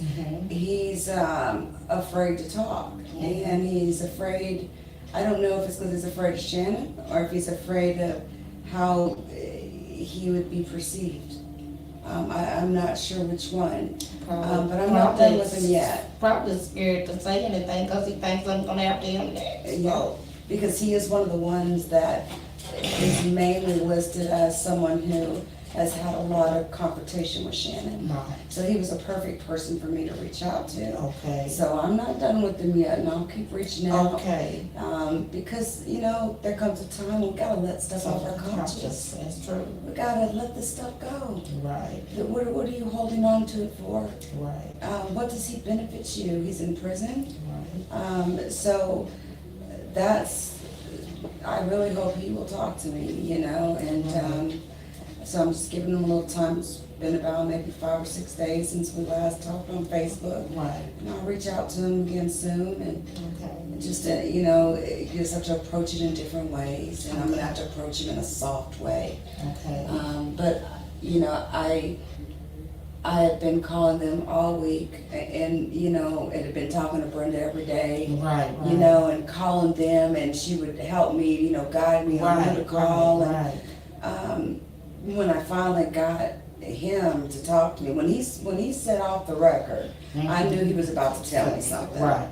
And then when he said it again, I knew, he was going to say something even more. But when he said the facts came out, there was a 2013 lawsuit. I knew exactly the lawsuit and the facts he was speaking of. Right. And it just confirmed.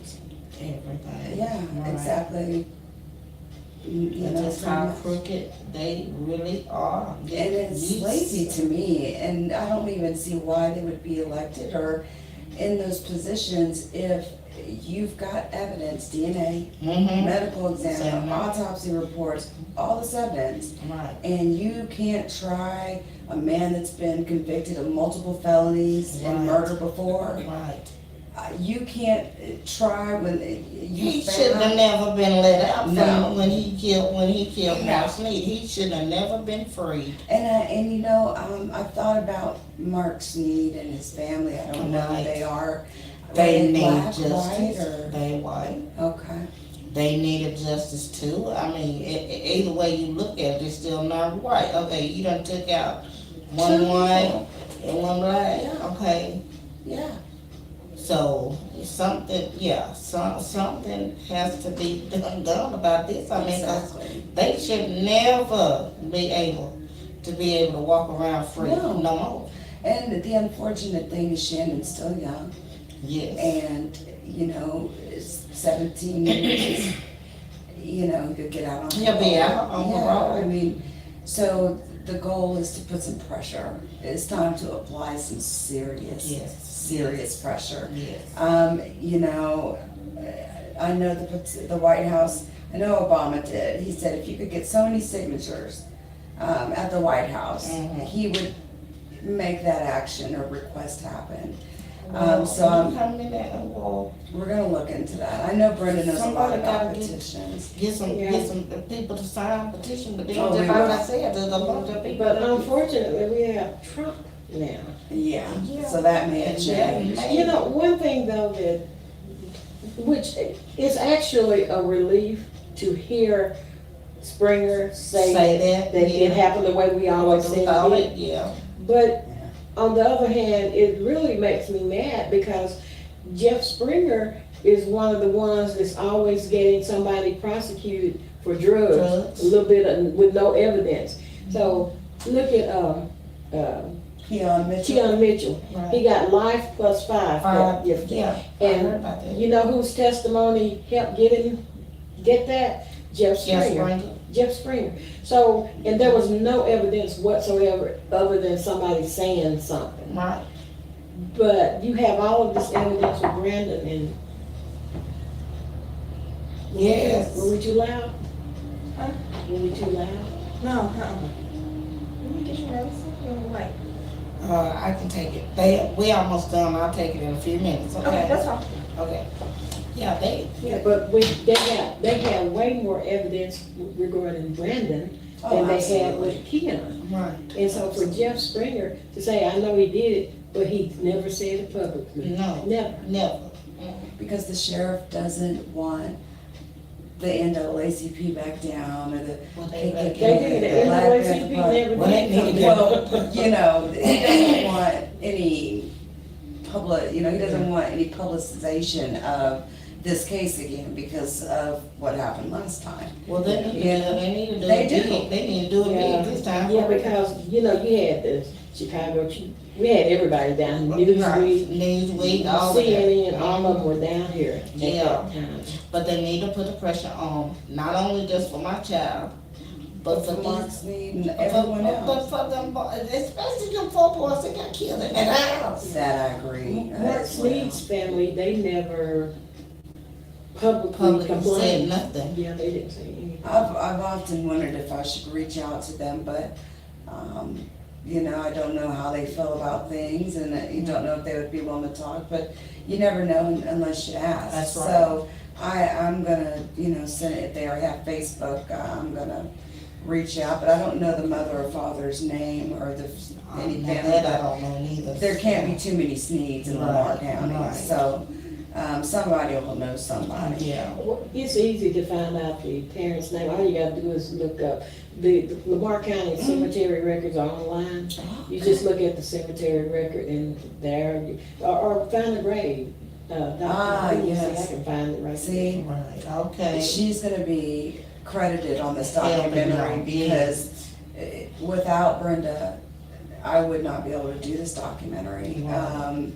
And she's been able to really help guide me. So this is part of her doing too. And I appreciate it. You Yes, know, Lord. and we've not forgotten you Thank you. at all. I mean, here it is, 2017. Yeah.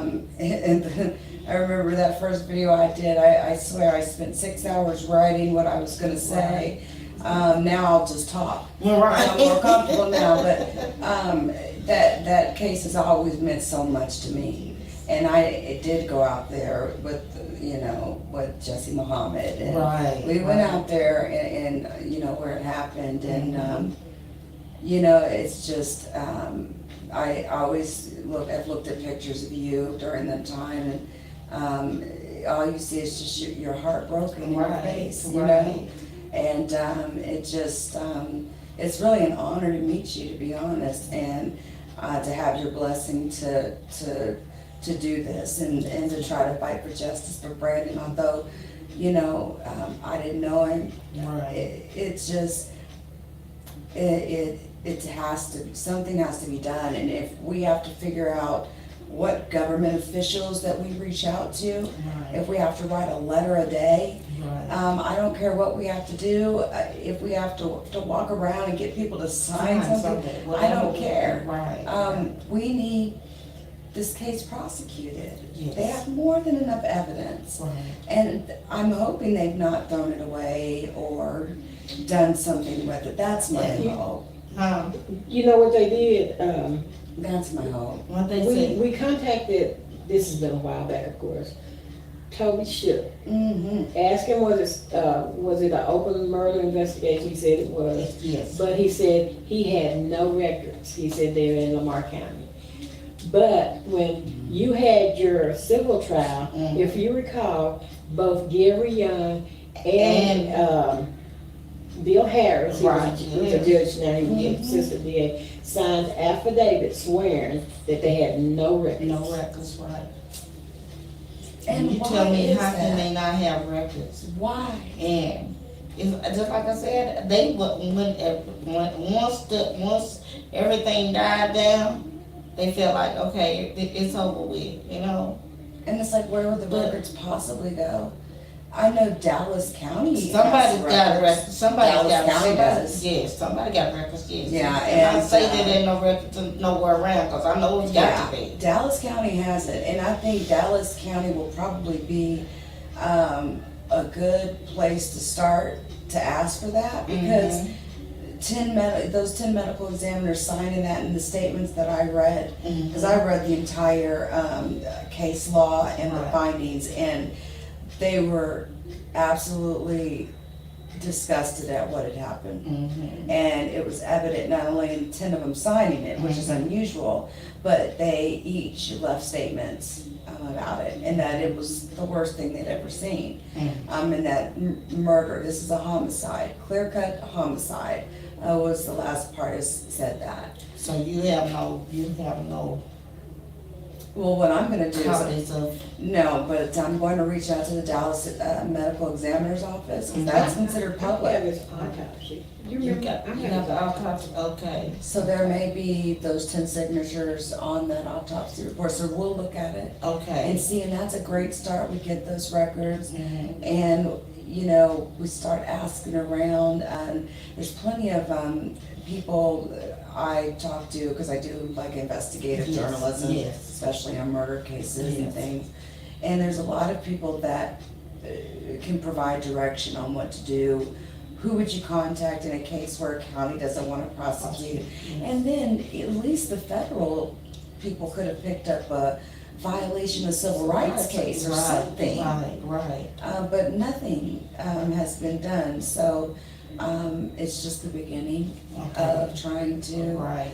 resurrect this and reinvigorate this. Okay. And I wanted to share that Okay. call with you and Thank you. meet Thank with you, because I wanted, you know, to at least provide you some sort of closure to the Closure. fact that you knew what All happened right. that night, or the police's own words. All from his word, All from his his own. mouth. That's it. Yep. Now and now I know. You know. Mhm. Now I know. Mhm. Cause I bet. I mean, I had been. You can ask Brenda. I went from being okay to just about giving up on myself, Yeah. life period. Yeah. I've ended up, I done had 2 strokes. This is the third one. And they had to go in and see that I had any clogged arteries to my heart, but thank God I didn't. Right. On this, I didn't know this, but once you start having them, it's like You're more susceptible to to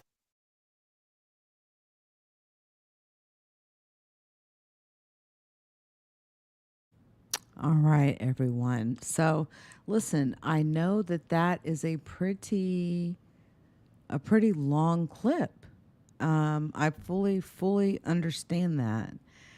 But the gems, okay, that were being dropped within that clip, and you know, it's amazing. And listen, I really I want to get to what happened. And we know what happened, but what I mean by that is to the friends of Shannon Finley, to the friends of Charles Crossley, even to those that knew Brandon and knew their relationship between Shannon and Brandon. Because remember, Brandon and Shannon, okay, both went to prison, right? Brandon lied for Shannon and caught a perjury charge and went to prison. Okay, now, if you pay close attention to what Officer Springer said, okay, and I know it was off the record, okay, but here's the deal. This woman was lying on her deathbed, and she deserved to know what happened to her son. And the police believe, just like he killed Matt Sneed or Mark Sneed 4 years prior, shot him in the head 3 times inside of a truck, after they had been out partying and drinking all night. Okay. And then 4 years later, I mean, all of a sudden he's out of jail. And then Brandon McClelland, they're out drinking late at night, going to Hugo, get some beer, coming in back into Texas. And Brandon McClelland ends up getting ran over, dragged. There was no brain material left inside of his skull. In my opinion, and this is all alleged, of course, because right now Shannon Finley is doing a 17-year prison sentence on a DWI. But I'm telling you, my opinion is that Shannon Finley is a serial killer, what I would consider a spree serial killer. And there is a difference. Okay. Now, when all of this happened, okay, there was, let me do a search real quick. Hold on.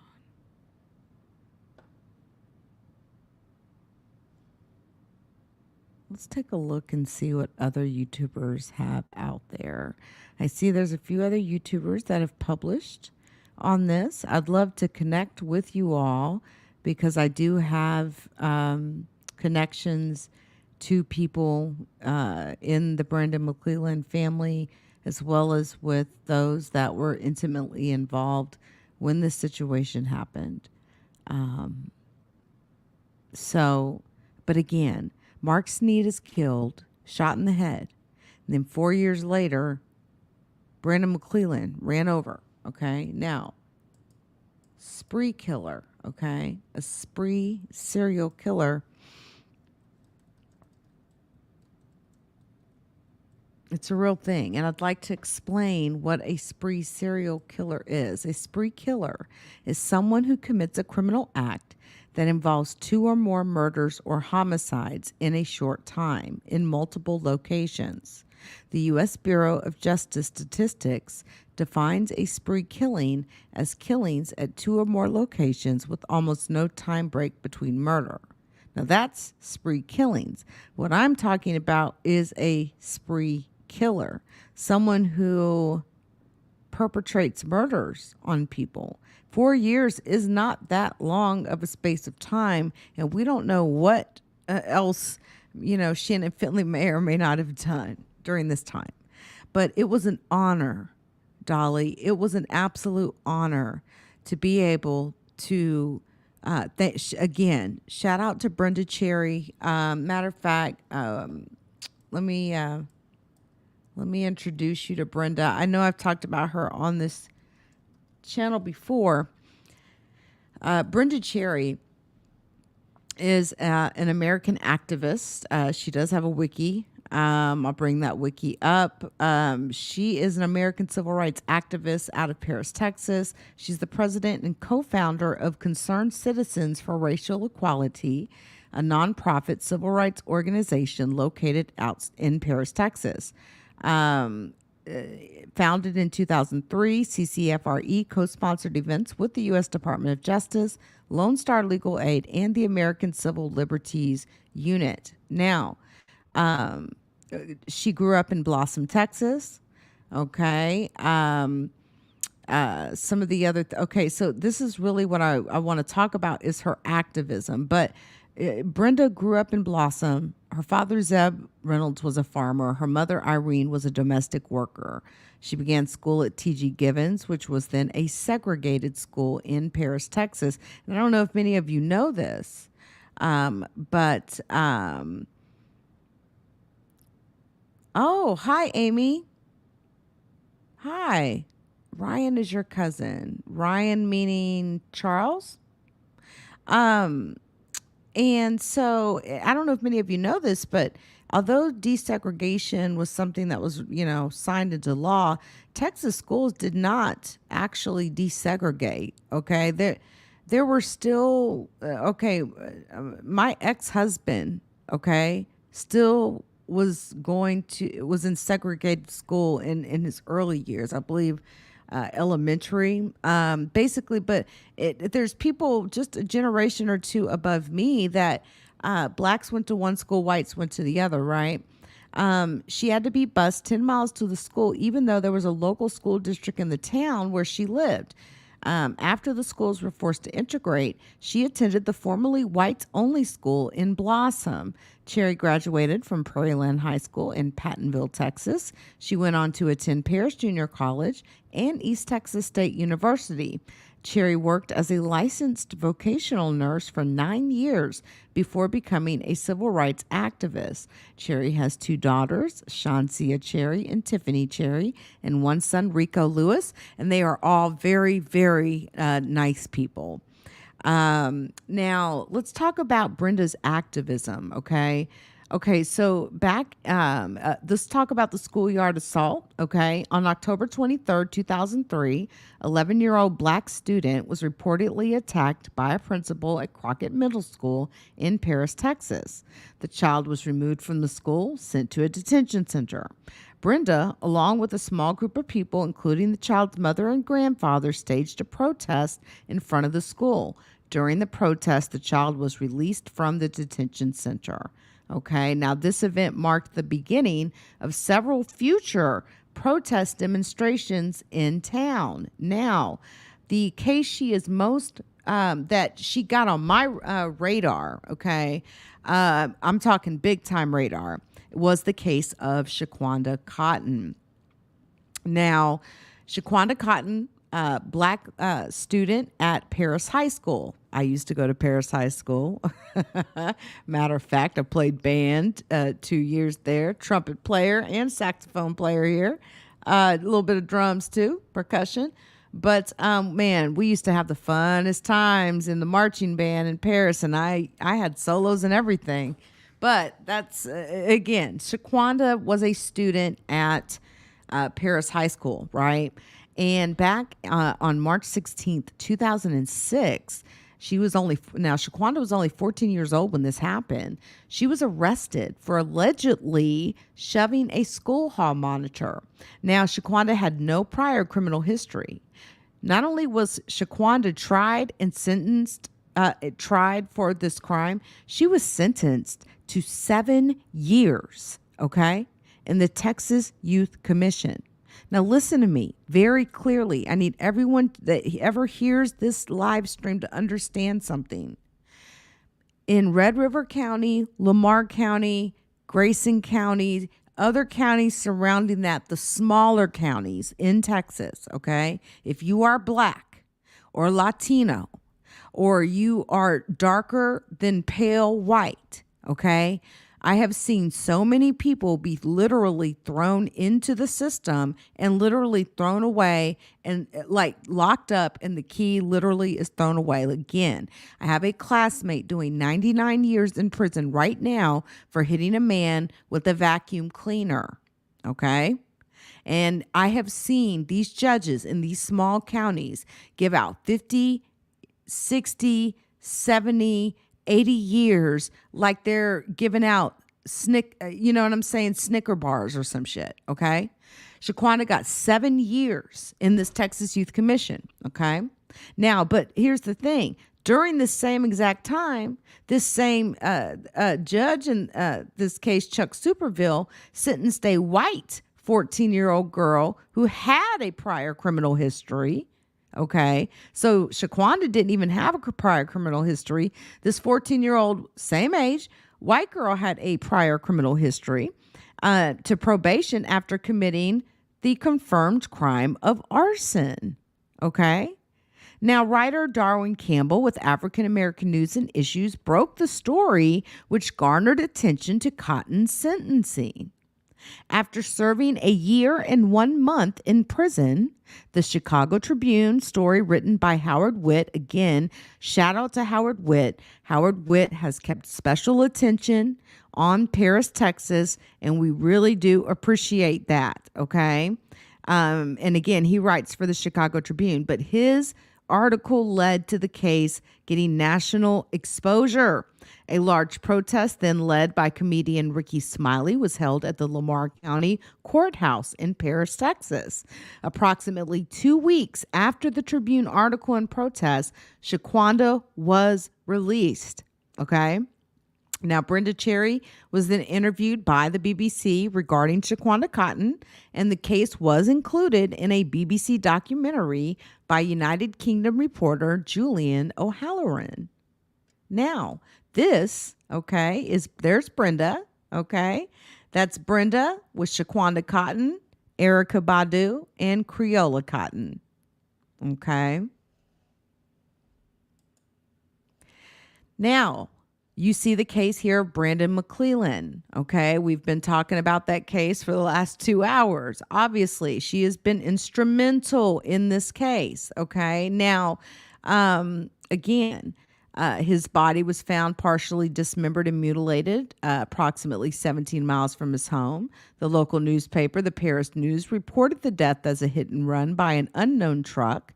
Due to the activism of Cherry and the concerned citizens for racial equality, again, this case gained national attention. Now, after dispute about whether Mclelland was dragged under the truck or behind it and while awaiting autopsy reports, USA Today interviewed Cherry. Authorities have not seriously considered the possibility that this was a hate crime. There's a problem in Paris, Texas. I don't see a difference in getting dragged behind a truck and getting dragged under a truck. Further investigation revealed that Mclelland was last seen alive with 2 Caucasian men, Shannon Finley and Charles Crostley, both of whom have had extensive criminal history. Anderson Cooper 360 reported that the 2 men were charged with killing Mclelland and then both subsequently pled not guilty. Special Prosecutor Toby Shook cited lack of evidence to the case, and the murder charges were dropped in June 2009. The 2 men were released. CBS News quoted Cherry saying, quote, "His body was dragged and nobody gets charged. Even if a trucker came forward, that's all it takes. Even the trucker's not charged. If you hit someone, you don't get charged. Nobody gets charged with this." Again, let's keep in mind that human tissue, blood, brain matter that matched Brandon's DNA was found under the truck, the Toyota Tundra, that Shannon Finley tried to hide on his father's property. Okay, let's keep making sure that that is mentioned. Okay, now, multiple protests have been led by Cherry along with Jim Blackwell and the new Black Panther Party. And this case remains an open murder investigation, but again, as you heard on the tape I just played, the Paris police told me that this case is closed.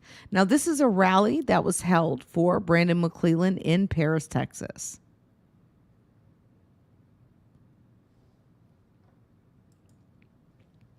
Then we've got Brandarian Thomas, a 14-year-old black student at Travis Junior High School in Paris.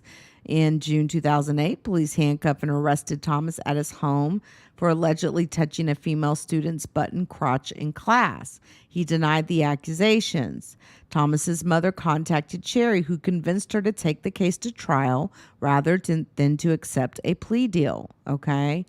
So, I mean, again, it looks like he was 14. You're going to ruin his life because you can't make him plead guilty.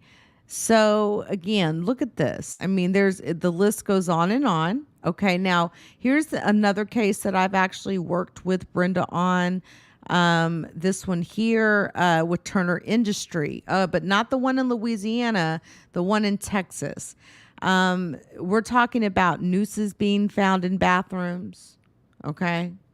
We're talking about a lot of racist type stuff being found. And it's not even just Turner, Campbell's Soup and some of the other big, larger factories down there in Paris, which is really the heart of the economy there. Okay. Now, I want to tell you at least about this. Aaron Hart was 18 years old when he was arrested and charged with sexual assault. Hart has an intellectual disability and an IQ of 47. Hart had been playing with a 5-year-old child, and they exposed and touched each other's private parts. At trial, Hart's court-appointed attorney called no witnesses on his behalf and failed to obtain an independent doctor for a competency hearing. Judge Eric Clifford sentenced Hart to 100 years in prison on June the 10th of 2009, claiming that he had no other choice. Within the same time frame, Clifford had sentenced a defendant charged with the same offense and without a disability to 4 years in prison. Hart was allegedly sexually assaulted while awaiting trial in Lamar County Jail. Cherry and her organization advocated on Hart's behalf. Numerous protest marches were held, led by CCFRE and Jim Blackwell of the Tarrant County Local Organizing Committee.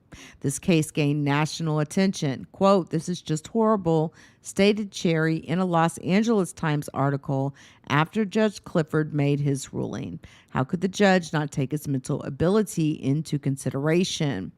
Hart was given a new trial on appeal.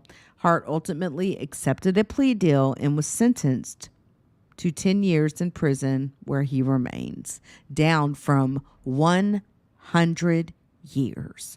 It's crazy because you got a white defendant who gets 4 years in prison for the same exact charge and he has no disability, but the black man gets 100 years in prison and he has an actual disability with an IQ of 47. This is what goes on in Lamar County and in Red River County. And this is what I've been trying to expose to the world for years. All you got to do is go to LeakYou.com. And there's so many articles there that I've written over the years in which I've talked about the racism, that happens down there. So anyway, this story in regards to Brandon McClelland, I hope there will be justice one day.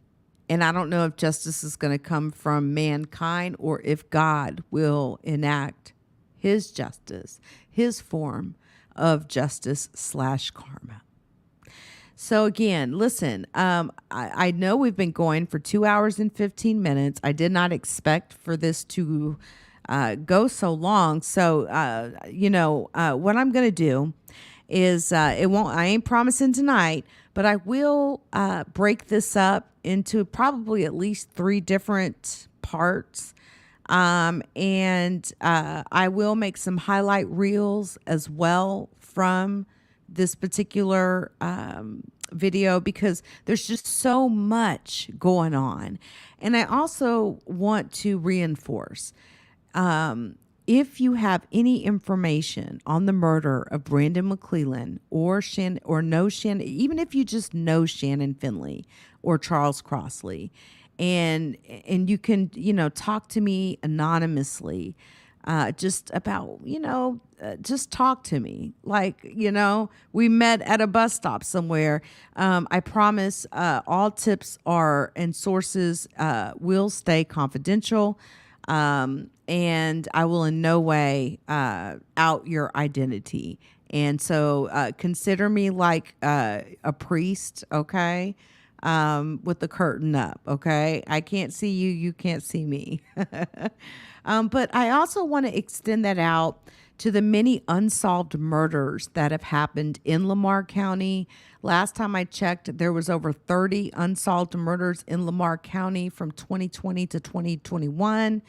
And so if there's any information that you may have regarding any unsolved murder cases, whether they're in Lamar or Red River County, or subsequent counties here in the state of Texas, but mostly I focus on Lamar and Red River because those, I know those areas like the back of my hand, right?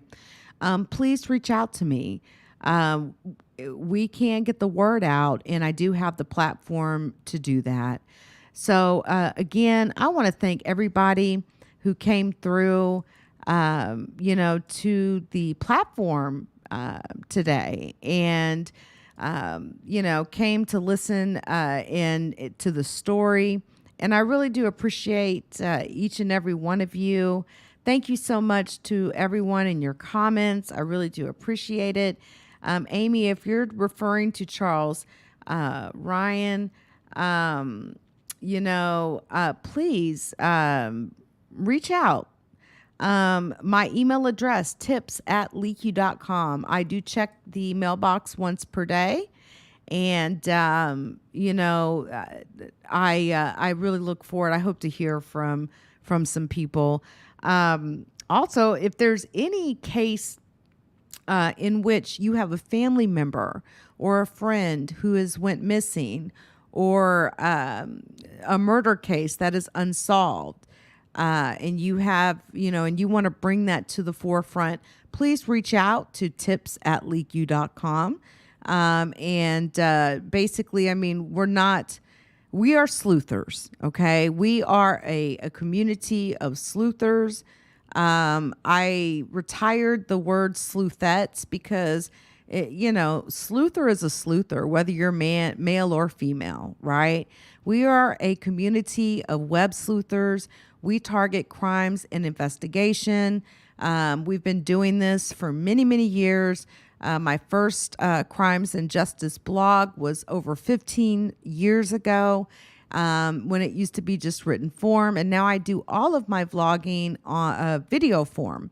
So we have several different platforms that we can utilize all across the internet. All you got to do is just dogpile search or Google search LeakYou, and you'll definitely find me. But, we are open to hearing your story.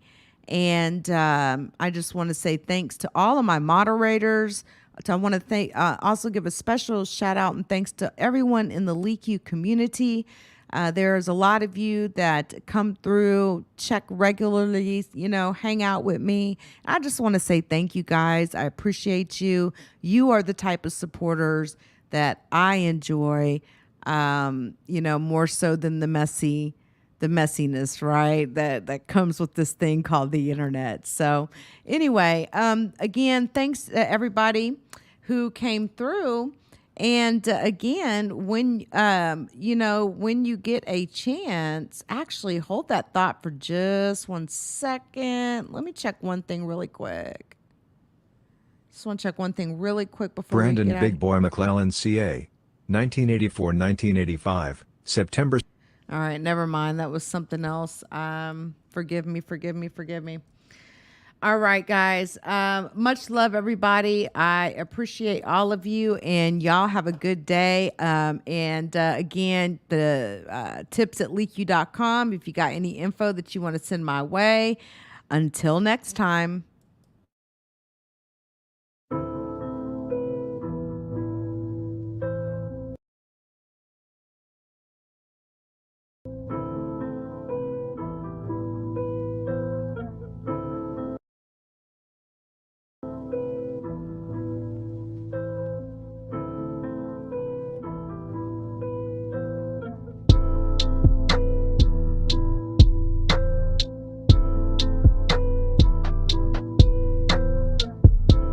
Oh, don't forget, guys, share the video, please, if you don't mind. Tell somebody about the video, share the video, and there will be a new video coming up soon regarding our merch that we are producing at the moment. So share the video. Thanks, guys.